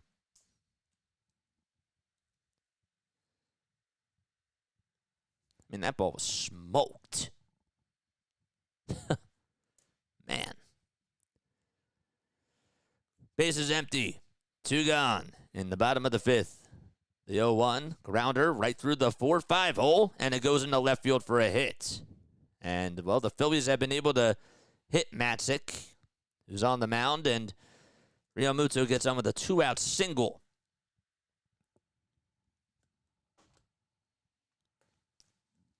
Nice piece of hitting by JT, too. That's the second time that he's gotten on base today.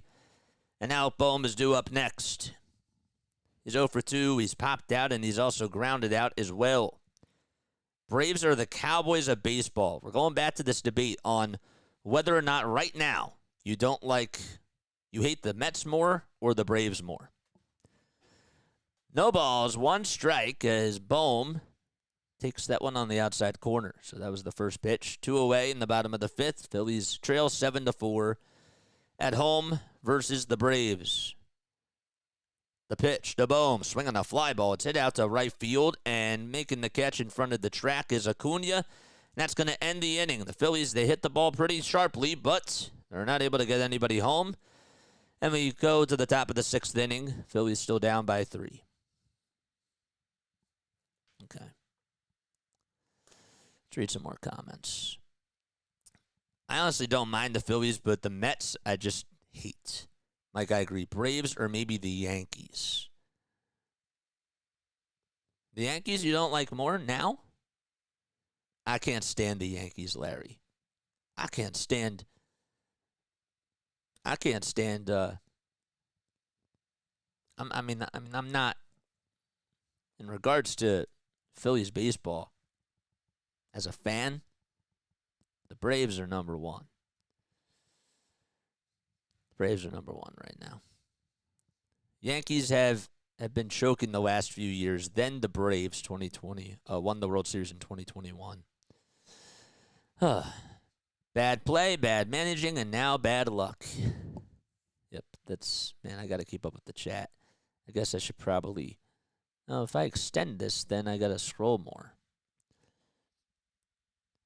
I don't like the Cowboys. I'm not a Cowboys fan at all. All right. Here's another question for you. Okay.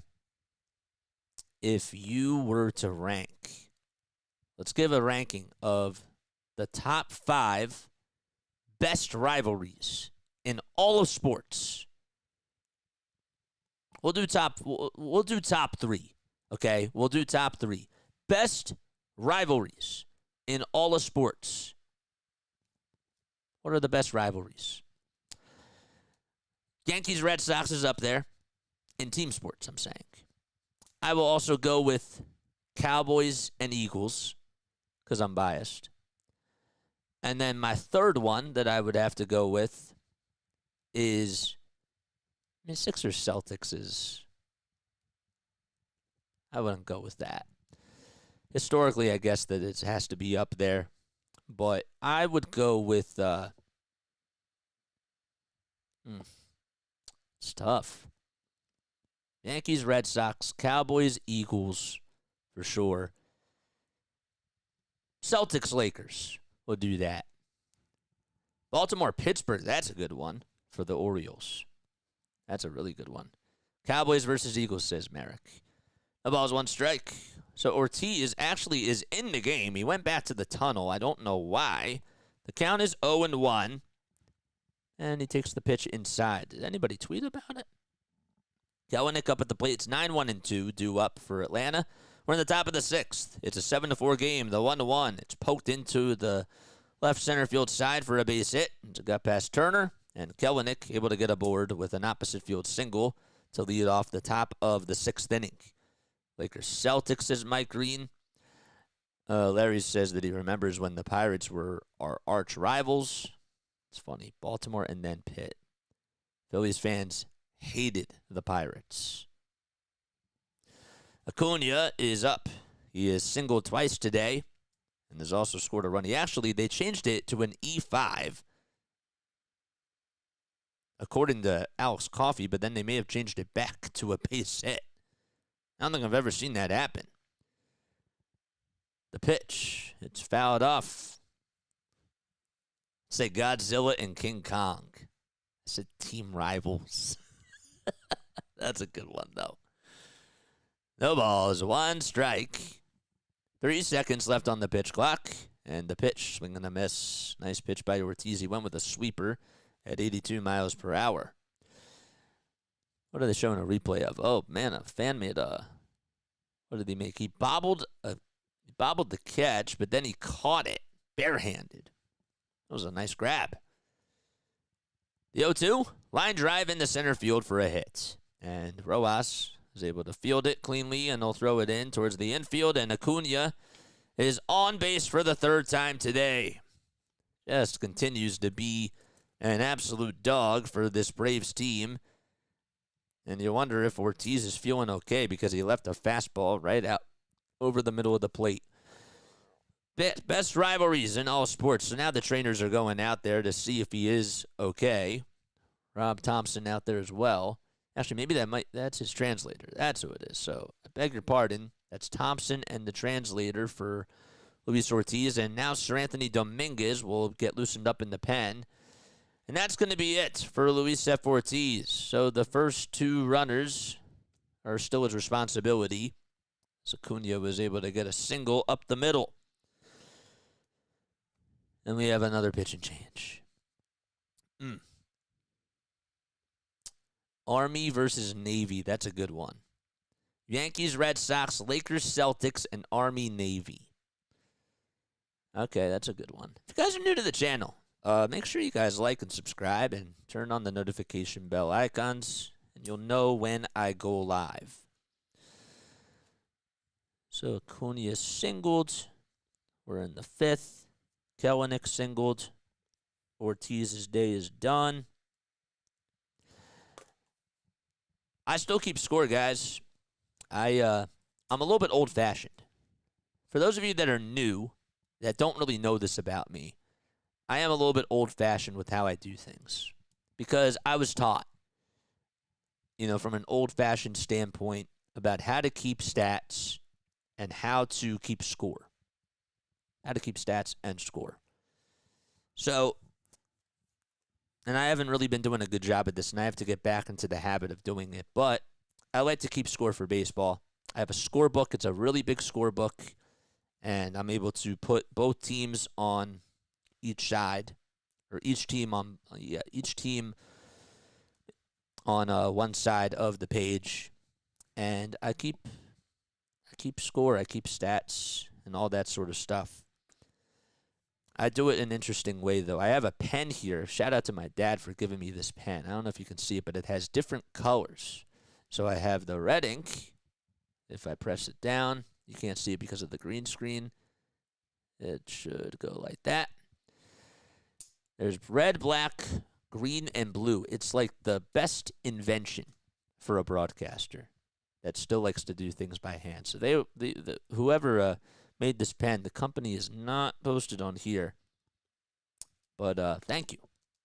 Maybe you could be a sponsor for our channel someday. Mets and Brewers this weekend have had a really good rivalry. I agree with that. Penn State, Ohio State, and Penn State versus Michigan. Those are good ones, too.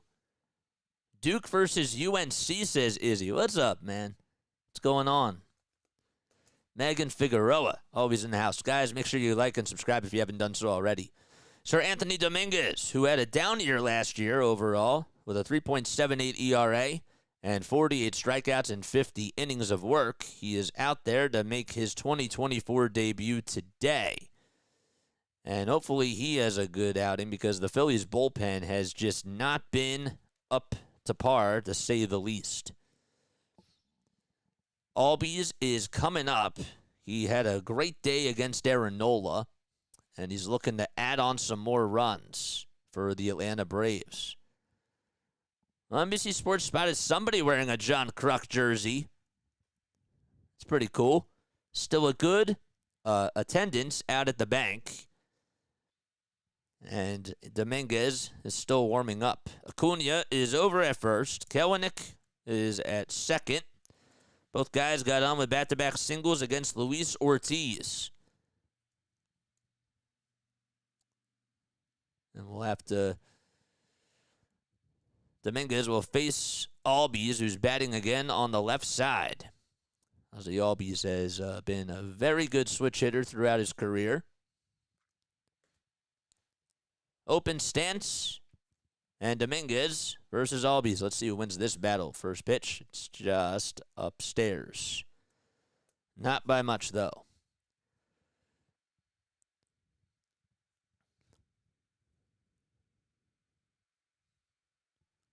One ball, no strikes. Kelenic takes a lead off at second, and the 1-0 up high and outside. Ozzy had a 2-run homer to get the first 2 runs in this ball game.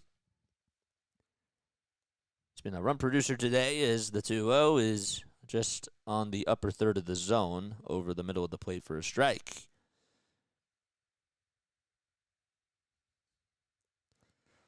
Albies' lifetime against the Phillies has had 10 homers and 85 hits in 83 games coming into today. He'll foul the next pitch off and make it now a 2-2 count. Lifetime-wise against Dominguez, he's 1 for 5 with 2 walks. 7-4 Atlanta. We're in the top of the 6th inning. Runners over at first and second. Still nobody out. The 2-2 to Albies, swinging a fly ball hit out to right field. and thank goodness it is a foul ball. He just missed it. Not by much, though. Mike Green says Alabama-Auburn. Now that's a good one. Yankees-Dodgers rivalry in the 40s, 50s, and 60s were epic. I agree with you guys. Keep posting more in the chat. 2 balls, 2 strikes, and the pitch to Albies, a bouncer, hooking foul towards the first base dugout. Albies has also batted .251 against the Phillies and has had 45 RBI as well. Only 6 steals, though. The 2-2 on the way. It's popped up, and it'll go way out of play towards the first base side. It goes about 12 rows into the stands. Riley waits in the on-deck circle, has 2 strikeouts. Both times he struck out against Nola. He also grounded out versus Nola, too. The pitch. Swinging a little poke shot out towards the right field side, and it's going to drop in for a base hit. And 1 run comes in to score, and the runner from second goes over to a third. The runner from first goes over to third, I should say, and it's an RBI single by Ozzie Albies. So it was a blooper out to right center field, and it's now 8-4, and the Braves have now made it a 4-run lead. Wish that was a better call. That wasn't even a bad pitch. Albies just flinged it. Literally the right center field. Couldn't think of the term on the fly. And just got it over the head of Stott out in shallow right center field. And he's over at first base. He's been absolutely crushing the Phillies today. Albies takes the ball. And the infield now playing in towards the grass. And JT wants to go over the signs as he calls for time here. So 3 singles in a row by Atlanta. Again, Riley grounded into a fielder's choice his last time up. Still nobody gone. We're in the 6th inning. Dominguez delivers from the stretch, and the pitch swinging a miss on a 97-mile-per-hour fastball. The thing about Riley is that he's just not done a good job at catching up to the fastballs, and he's been known throughout his career as a fastball hitter. Runners at the corners. Dominguez gets set, kicks, fires the pitch. Swung on and missed for a strike, and Albies swipes second without a throw. So that gets rid of the double play depth. And the infielders still will be moving in a little bit more now. The middle infielders, that is, and it's 1 ball, 2 strikes. With runners over at second and third now, and the next pitch upstairs. Went with a fastball that time.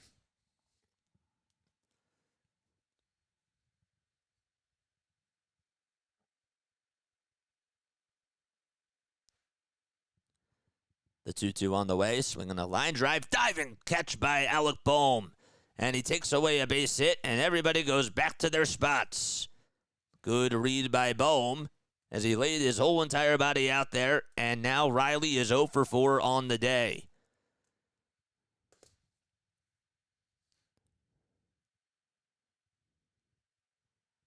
So there's the first out of the inning.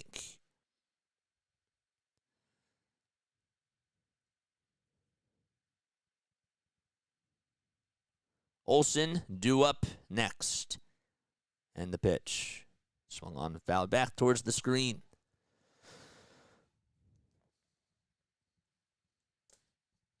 Sir Anthony with 14 pitches so far. 2 runners in scoring position. Atlanta has scored 8 runs in this game. And last night, they ended up winning 9-3. The pitch in the dirt. And inside as well. It was actually inside, but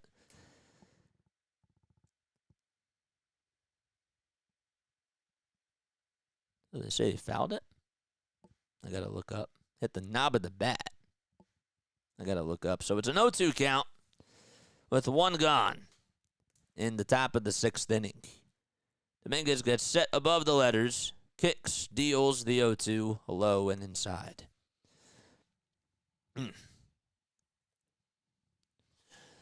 When we get back, what'll be really nice is that I'll have my old laptop back, and I'll have my setup that I have at home. You know, we're trying to adjust as well as we possibly can while we're doing this. The 1-2 on the way, swing and a miss. And Olsen strikes out on a high inside fastball. And there's 2 gone.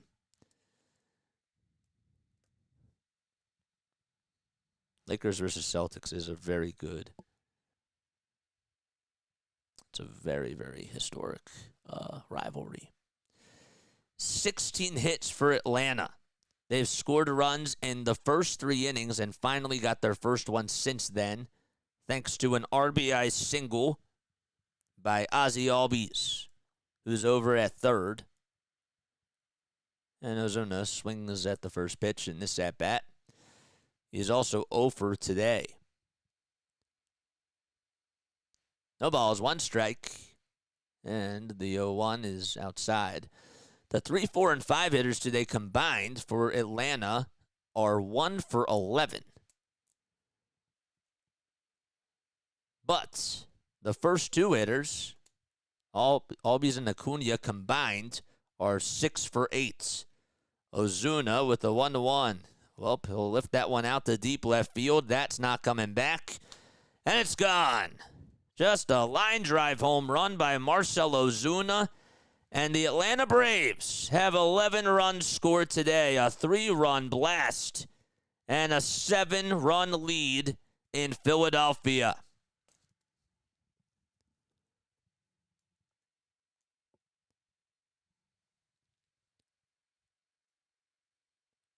One with a sweeper. And Dominguez was supposed to have it go down low. And it absolutely stayed in the zone. Still 2 outs. But a 3-run blast by Ozuna, who right on schedule hit a home run. 2 away in the top of the 6th inning. Base is still empty. And Harris, the second, is due up next, as he'll take a ball that's low and inside. Still 2 outs in the top of the 6th inning, and the 1-0 pitch. Swing and a miss on a slider at 89 miles per hour.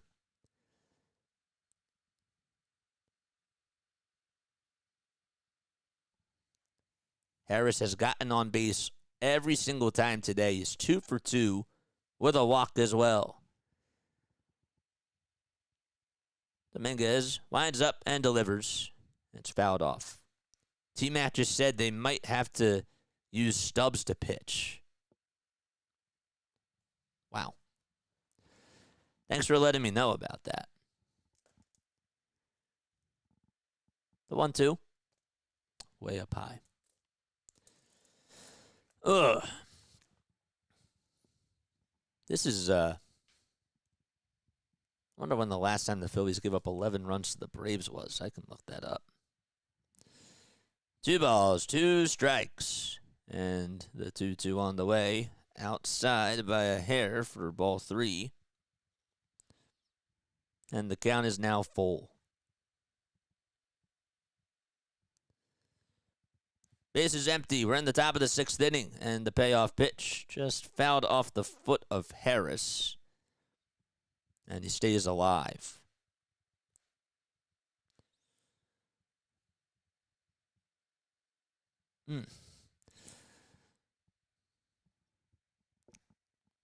Just fouled it right off of that foot. Yikes.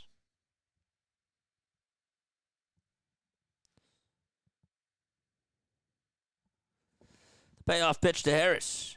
And that's sliced foul towards the third base side, and that one will go out of play.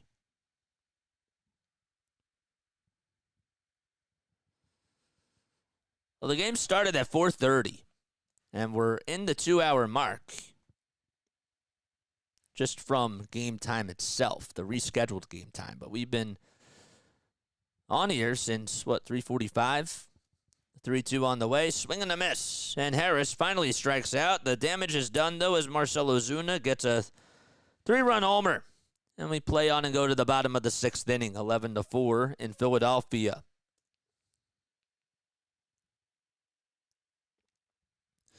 Be right back.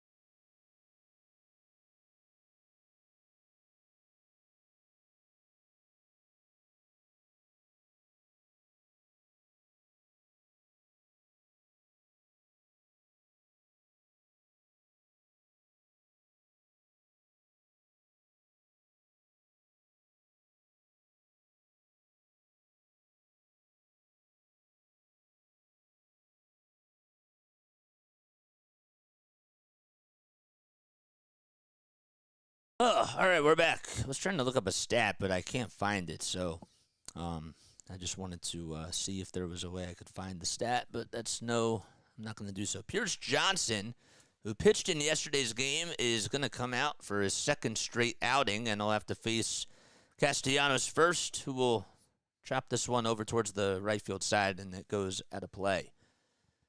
Nick is 0 for 1. Had 106 RBI last year and 29 home runs. We're in the bottom of the sixth. Phillies trail 11-4, and the 0-1 pitch. Line drive into right center field for a hit as Harris will backhand it, and Castellanos will get a leadoff single. That's the third inning in a row where a Phillies player has had a leadoff single.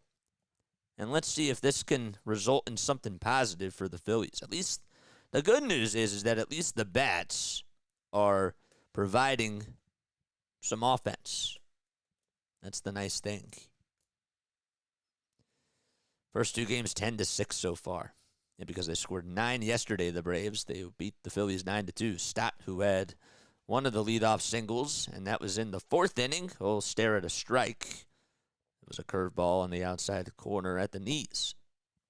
Dylan Lee is loosening up in the Braves pen. No balls, 1 strike. Johnson gets set at the letters, lines up, and delivers the pitch. Grounder, hit over to second base. This should be 2. Flip over to second, there's 1. Arcia throws over to first, and he got Bryson Stott, a 4-6-3 double play. And the bases are empty again. Stott just got on top of a pitch. It looked like it was just a fastball. Nothing really too fancy about it. And we'll go back to the dugout. I'd like to see the pitch again. It was more of a curveball. Sometimes in real time, it's a little hard to tell because I'm focusing more on the play. Stott was just out by half a step. Whit Merrifield will step up to the dish. And he'll stare at a pitch that goes outside and low. Say it was a fastball. Thompson certainly has a lot of thinking to do over these as the season goes on. We're just in the first 2 games, and Phillies have allowed 20 total runs, just like Larry said. 2 balls, no strikes. The previous pitch was thrown outside, and the pitch coming up right here. Let's see what happens. It's inside and high. It's a 3-0 count. I don't ever remember the Phillies starting off the season like this. I mean, actually, that's a lie, because they started off the season against the Rangers. They had a 5-0 lead last year on opening day, and Aaron Nola, you thought that was enough, but on opening day, Nola blew it for the Phillies, and they ended up losing that game. 3 balls, no strikes, and Merrifield stares at a fastball on the inside part of the plate for strike 1. Johnson not wasting any time. Base is empty, 2 outs, and the 3-1 inside and high. And Merrifield gets on for the first time in his Phillies career with a walk.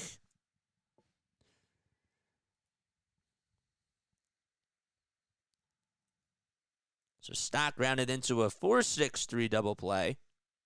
Not really a good at-bat by him. And Yohan Rojas is next. He's batting in the 9th spot. We're in the bottom of the 6th inning. Still plenty of baseball left to go. And it's 6:47 p.m. Eastern Time. Rojas will stare at a curveball. It's low and outside. Not by much, though. Today's attendance for the Phillies. Guess how much? I want guesses. How many fans, roughly, do you think were at today's game? 1 ball, no strikes. The delivery. Up high again for ball 2. How many fans do you think were at Citizens Bank Park today? 2 outs, a runner at first, and the 2-0 pitch. Just on the inside corner for a strike at the knees. 43,000.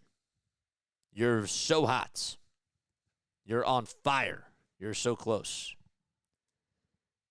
The 2-1, high chopper, over towards the mound. Johnson has it with ease and tosses it over to first, and Rojas is retired.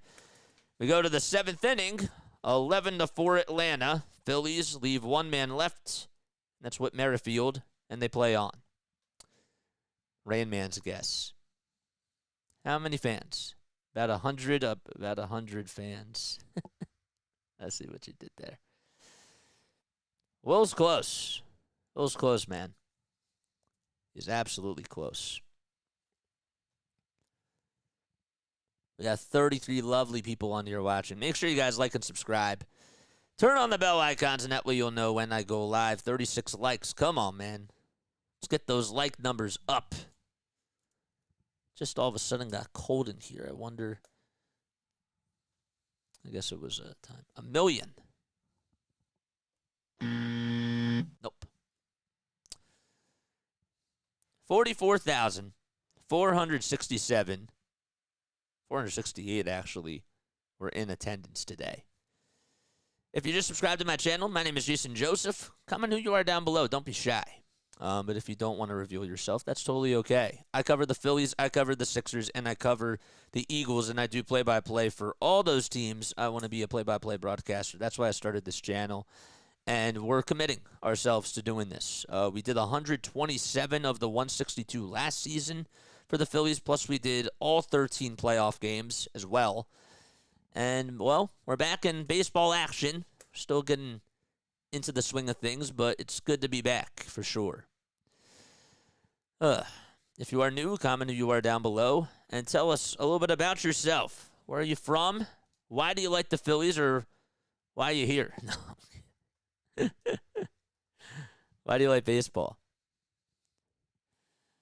All right, so in case you are wondering how we got here, well, we have a lot of offense going on between both these teams.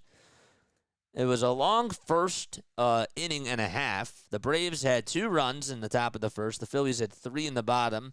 And then the Braves took a 5-3 lead in the second inning, and they have not looked back since then. Junior Marte is now on the bump for Philadelphia, so they won't go to Stubbs just yet. I guess it would be too soon, technically, if they wanted to do so. I'm getting so tired of the position players going out and pitching the 9th inning. I mean, just because of the analytics and trying to save a bullpen piece, it's just like, you know, that should be kind of like, I guess, I don't want to say the equivalent of garbage time, like in basketball, but 1 ball, no strikes. Marte throws a pitch down low, and the next one is inside. It was a fastball at 95 miles per hour. But I don't know, how many of you think that a position player pitching is getting really tiring? Because I'm tired of it. The 2-0, it's ripped over towards the left field side, but thank goodness it is a foul ball. Arcia has also gone 3 for 3 today. A double, 2 singles, and a run scored. We're in the top of the 7th. Base is empty. Marte comes set at the letters and fires, and it's fouled back towards the screen. I'm getting tired of the position players, but how many of you are also getting tired of it? How many of you like it still? 5 seconds left on the pitch clock again. 2-2 on the way. Bouncer over to shortstop. Turner has it, flips it over to first. And RC is out with 1 away.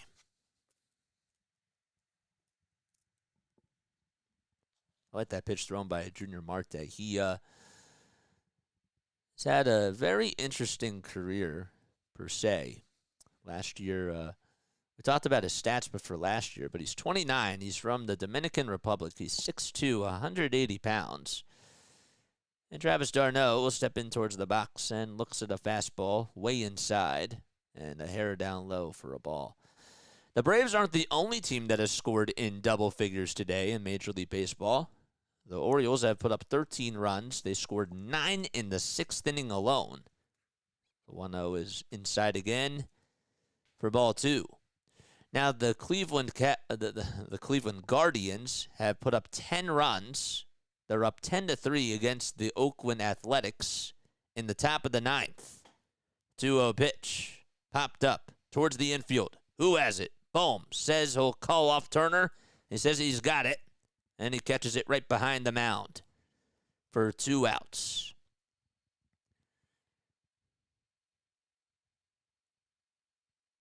The Pirates just missed the train. They put up 9 runs today, so they did not get into the double digits, but they beat the Marlins 9-3.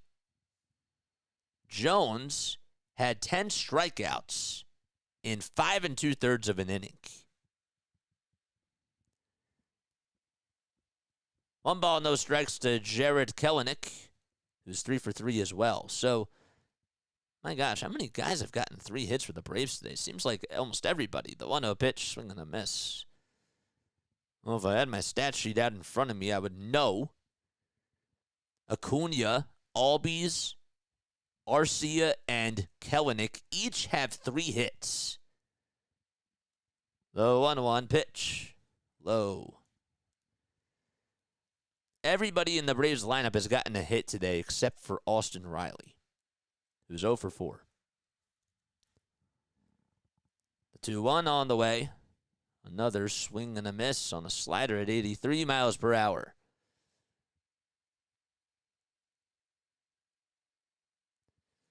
Phillies will play the Braves tomorrow afternoon at 1:35 p.m. Eastern Time.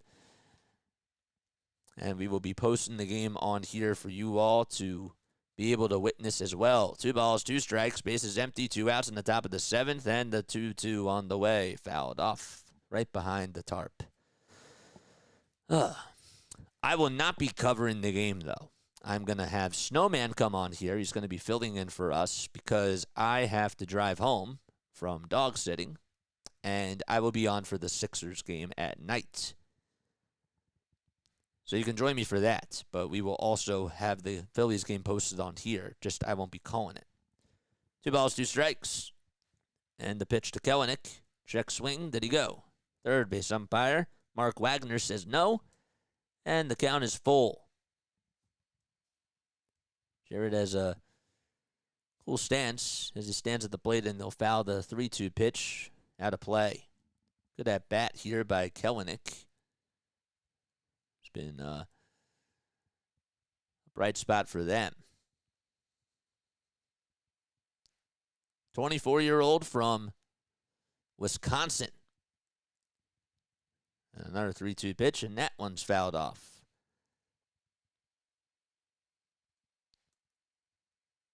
So far in this at-bat, 8 pitches. The 9th one coming right up. Marte gets set above the letters. 16 pitches for him in this inning so far, and the 3-2 is way up high and outside. And for the 4th time today, Kelenic gets on. And this time he'll get on with a walk. Why won't Ronald Acuna hit a home run? I don't know, man. Maybe you should tell him. Acuna has had 3 singles today, so they, again, the first one was, I thought, an error. They overturned it, and then they changed it back to a single. First pitch, grounder, rolled over to shortstop. Turner flips it over to second, and that's going to do it to end the 7th inning. It is stretch time in Philadelphia as we head into hour number 4 of this game. Phillies trails 11-4. Which means it is time now for our Phillies trivia question of the day. All right, so I'm going to ask you a Phillies trivia question, and if you get it right, you'll hear this. Whoops, not that. You'll hear that, or you'll hear this if you get it wrong. I just made a big move. Wow, that's cool. All right, so my question that I wanted to ask you, we're going to go with something easy. What jersey number did Chase Utley wear as a Philly? What number was Chase Utley? Come on. Let's wake up. Let's wake up. Come on. What number did Chase Utley wear as a Philly? Comment down below. Let's get more people involved on here. Number 26. Correct. Nice job. That sound effect worked right there. I like that. Jason Stauffer, thanks so much. You won the answer to the trivia question. You're probably like, bro, like, what's he going to say? Like, I won something? No, dude, thanks so much for answering, and thanks for always being on here, man. Appreciate it. You won Chase Utley's jersey. How about that? Imagine if I had that. If I had that, I would actually have donated that to you. I would. I was actually thinking about doing a trivia question giveaway because we do trivia questions all the time for basketball, for Eagles football, and for Phillies baseball as well. But, you know, maybe that's an idea that I should focus on in the future.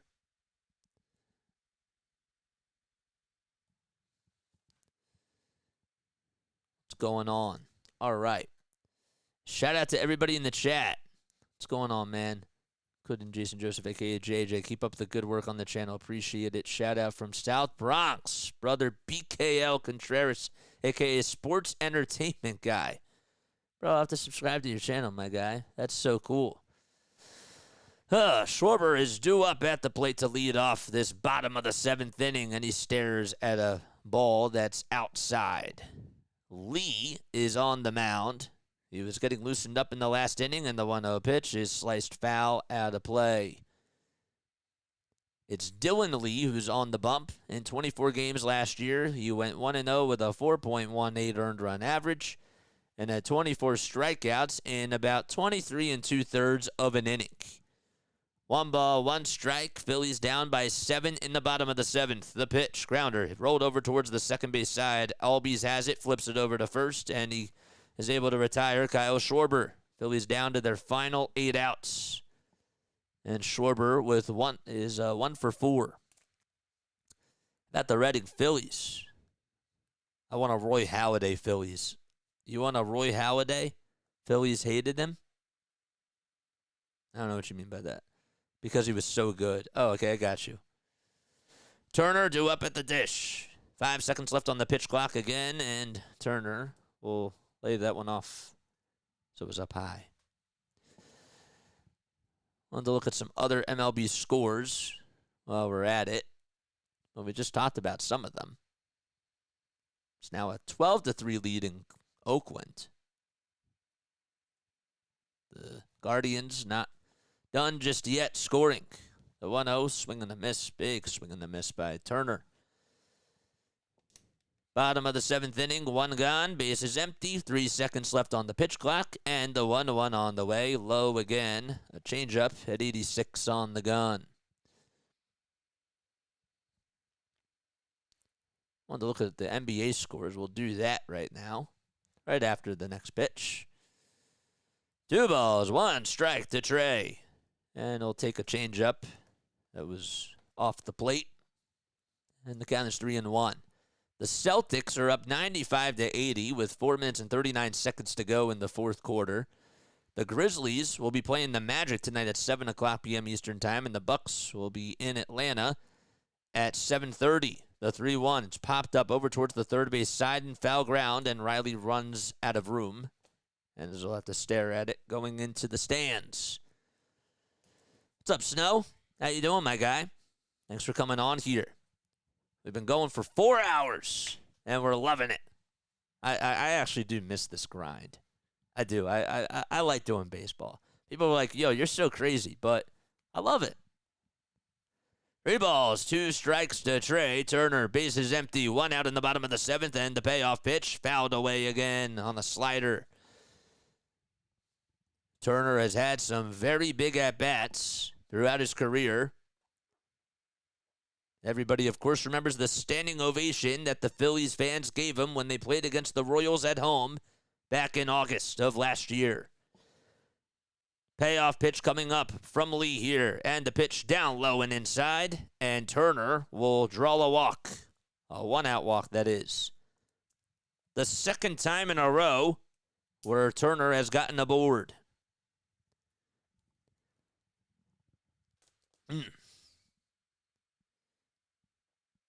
UConn is down by 5? Oh, no, they're up by 5, 28-23. It's a low-scoring game. BH3 is up to bat.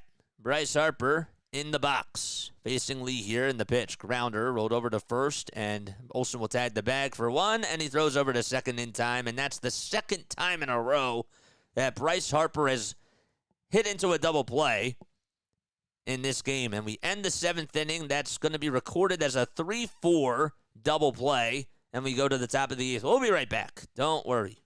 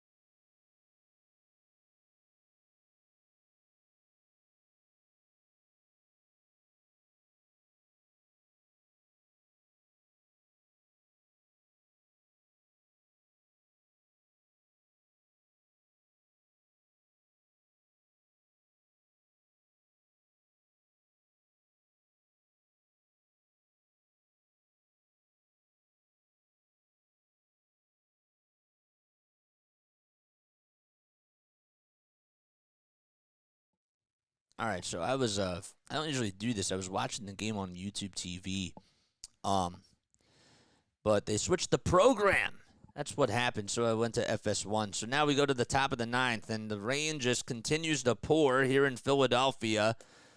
I think that they just want to try to get this one in and do the full 9 innings. Brogdon will be out there to pitch the top of the ninth inning. Again, thank you so much for staying with us. I really do appreciate that.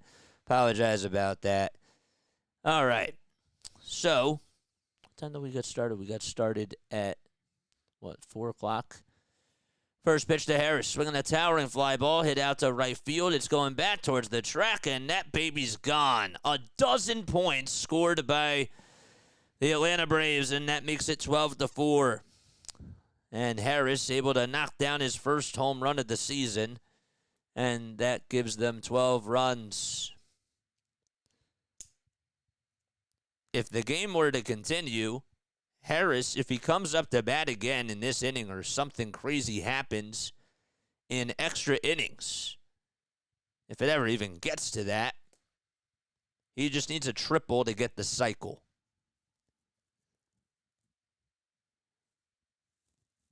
Twelve to 4 in the top of the ninth, and the first pitch to d'Arnaud is swung on and missed for strike one. For those of you that are still in the chat, make sure you guys hit that thumbs up button, hit that subscribe button. I really do appreciate you guys for being here and for putting yourself through this. Because that is dedication. 1 ball, 1 strike to d'Arnaud. We're in the top of the ninth. And the next one is way outside and low. Joel Embiid coming back will give us the jolt of energy for the city that's been missing for 2 months. I agree with that.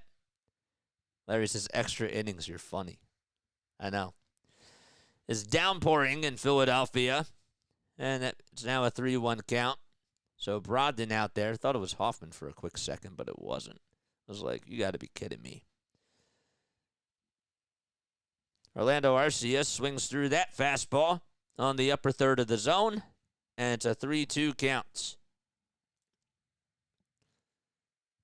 Tim Kelly just tweeted out, it's getting late early for Brogdon. 3 seconds left on the pitch clock.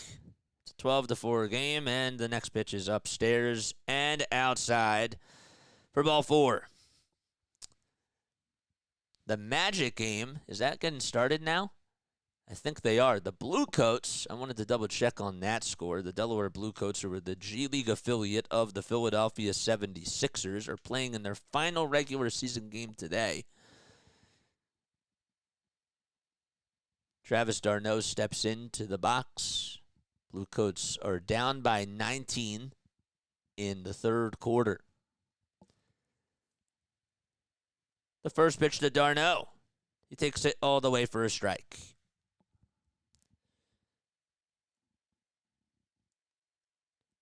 Boy, we've seen weird weather today. It's been sunny. It's been rainy. Well, maybe not sunny, but the sun was peeking out a little bit, and it looked like it was warming up. Now it's cold and rainy. No balls, 2 strikes as the pitch was fouled back. The next one is hit out to right field, shallow right, that is. Castellanos only has to make about 2 steps, and he's there to make the easy catch with 1 gone. The Phillies have been G League so far. They've been, that's funny how you say it like that.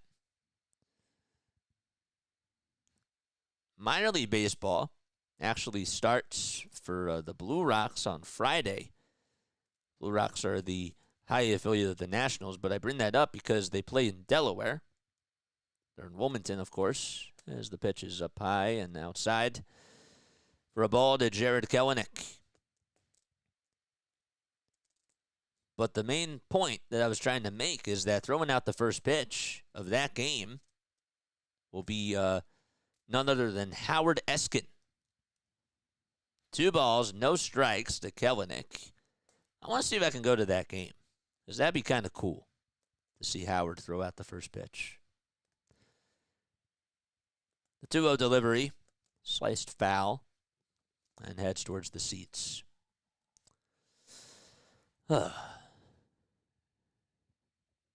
This is what calling a baseball game feels like. It's relaxing, even though as a fan, you're probably not happy, not relaxed, but when you call the game, it feels a little different, I guess.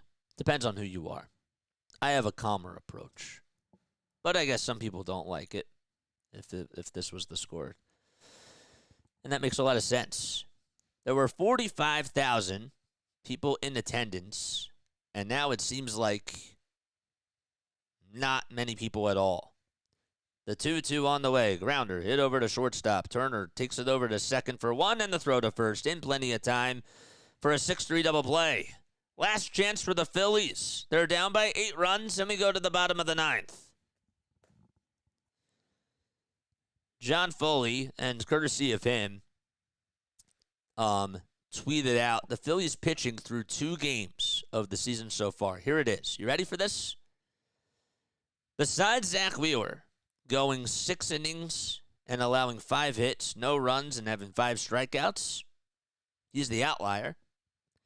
The rest of the pitching staff has gone 12 innings, has allowed 27 hits, 21 runs, 8 walks, and only has 10 strikeouts.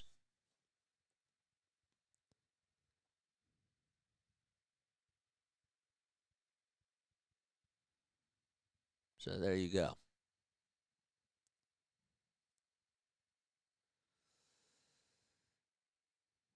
Mods, if you're still on here, do your thing.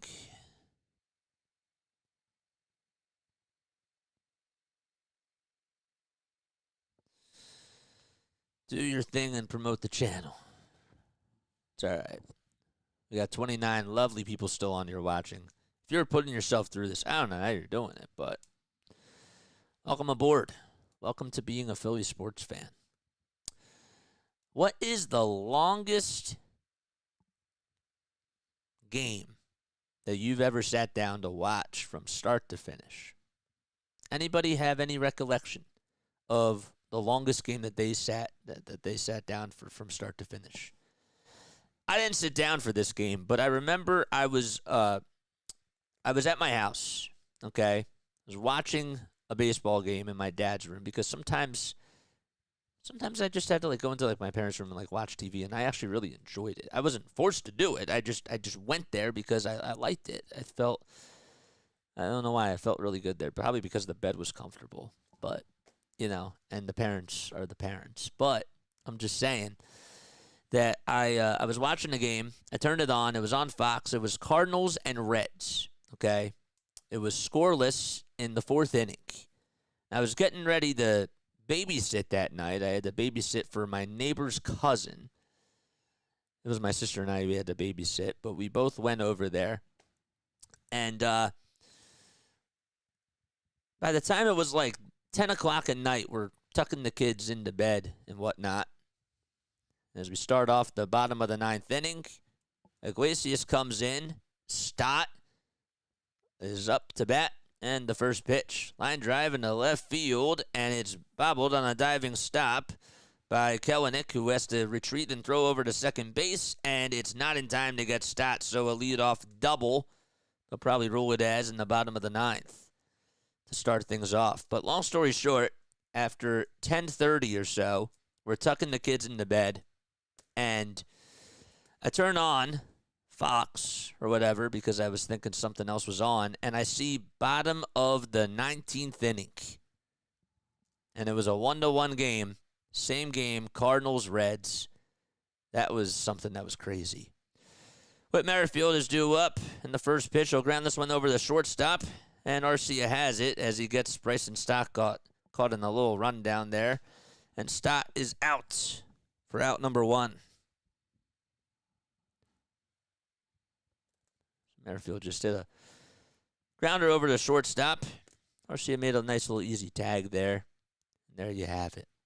I watched an Islanders-Caps playoff game in the late 80s that went into 4 overtime periods. Now that's cool.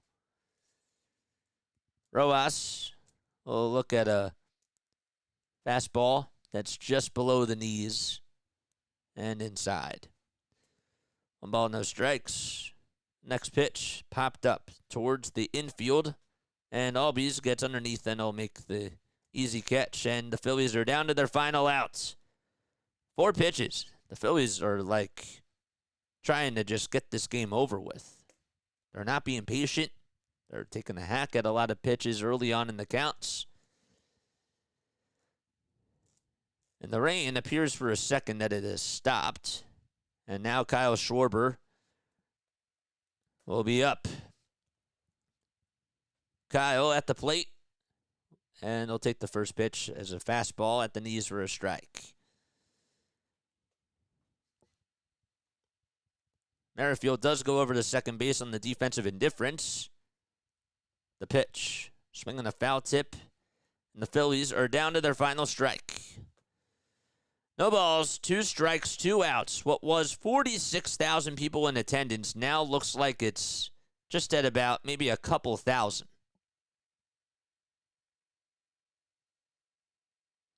No balls, 2 strikes, and the next pitch way outside for a ball. Larry says that he was visiting his family for Easter and was the only person awake in the house at 3 a.m. Wow, that's crazy. The 1-2 on the way, swing and a miss, and that's the ball game. Schwarber goes down swinging, and Iglesias comes in and shuts down the door as the Braves are able to take the series. They win the first 2 games in Philadelphia, and today they put up 12 runs on 19 hits. Chavez got his first win. Aaron Nola, who it seemed like he pitched years ago, well, he got his first loss of the season. And it was not a good day at the office for Aaron Nola. This was a tough one. Aaron Nola was really bad today, and everything just went the wrong way for the Phillies. And there's so many things I'm sure that we could talk about. But I don't want to take up much more of your time. I will just tell you guys one more time before we leave here that tomorrow we will have Snowman Multimedia covering our game on here on Play by Play with JJ. The game will be at 1:35, so I will not be able to call that game, but I will be back on tomorrow night for the Sixers game, which will be at 6 o'clock p.m. Eastern Time, and I hope to see you guys there. All right? I love you guys. That's it. We're wrapping things up. Love you all. Good night.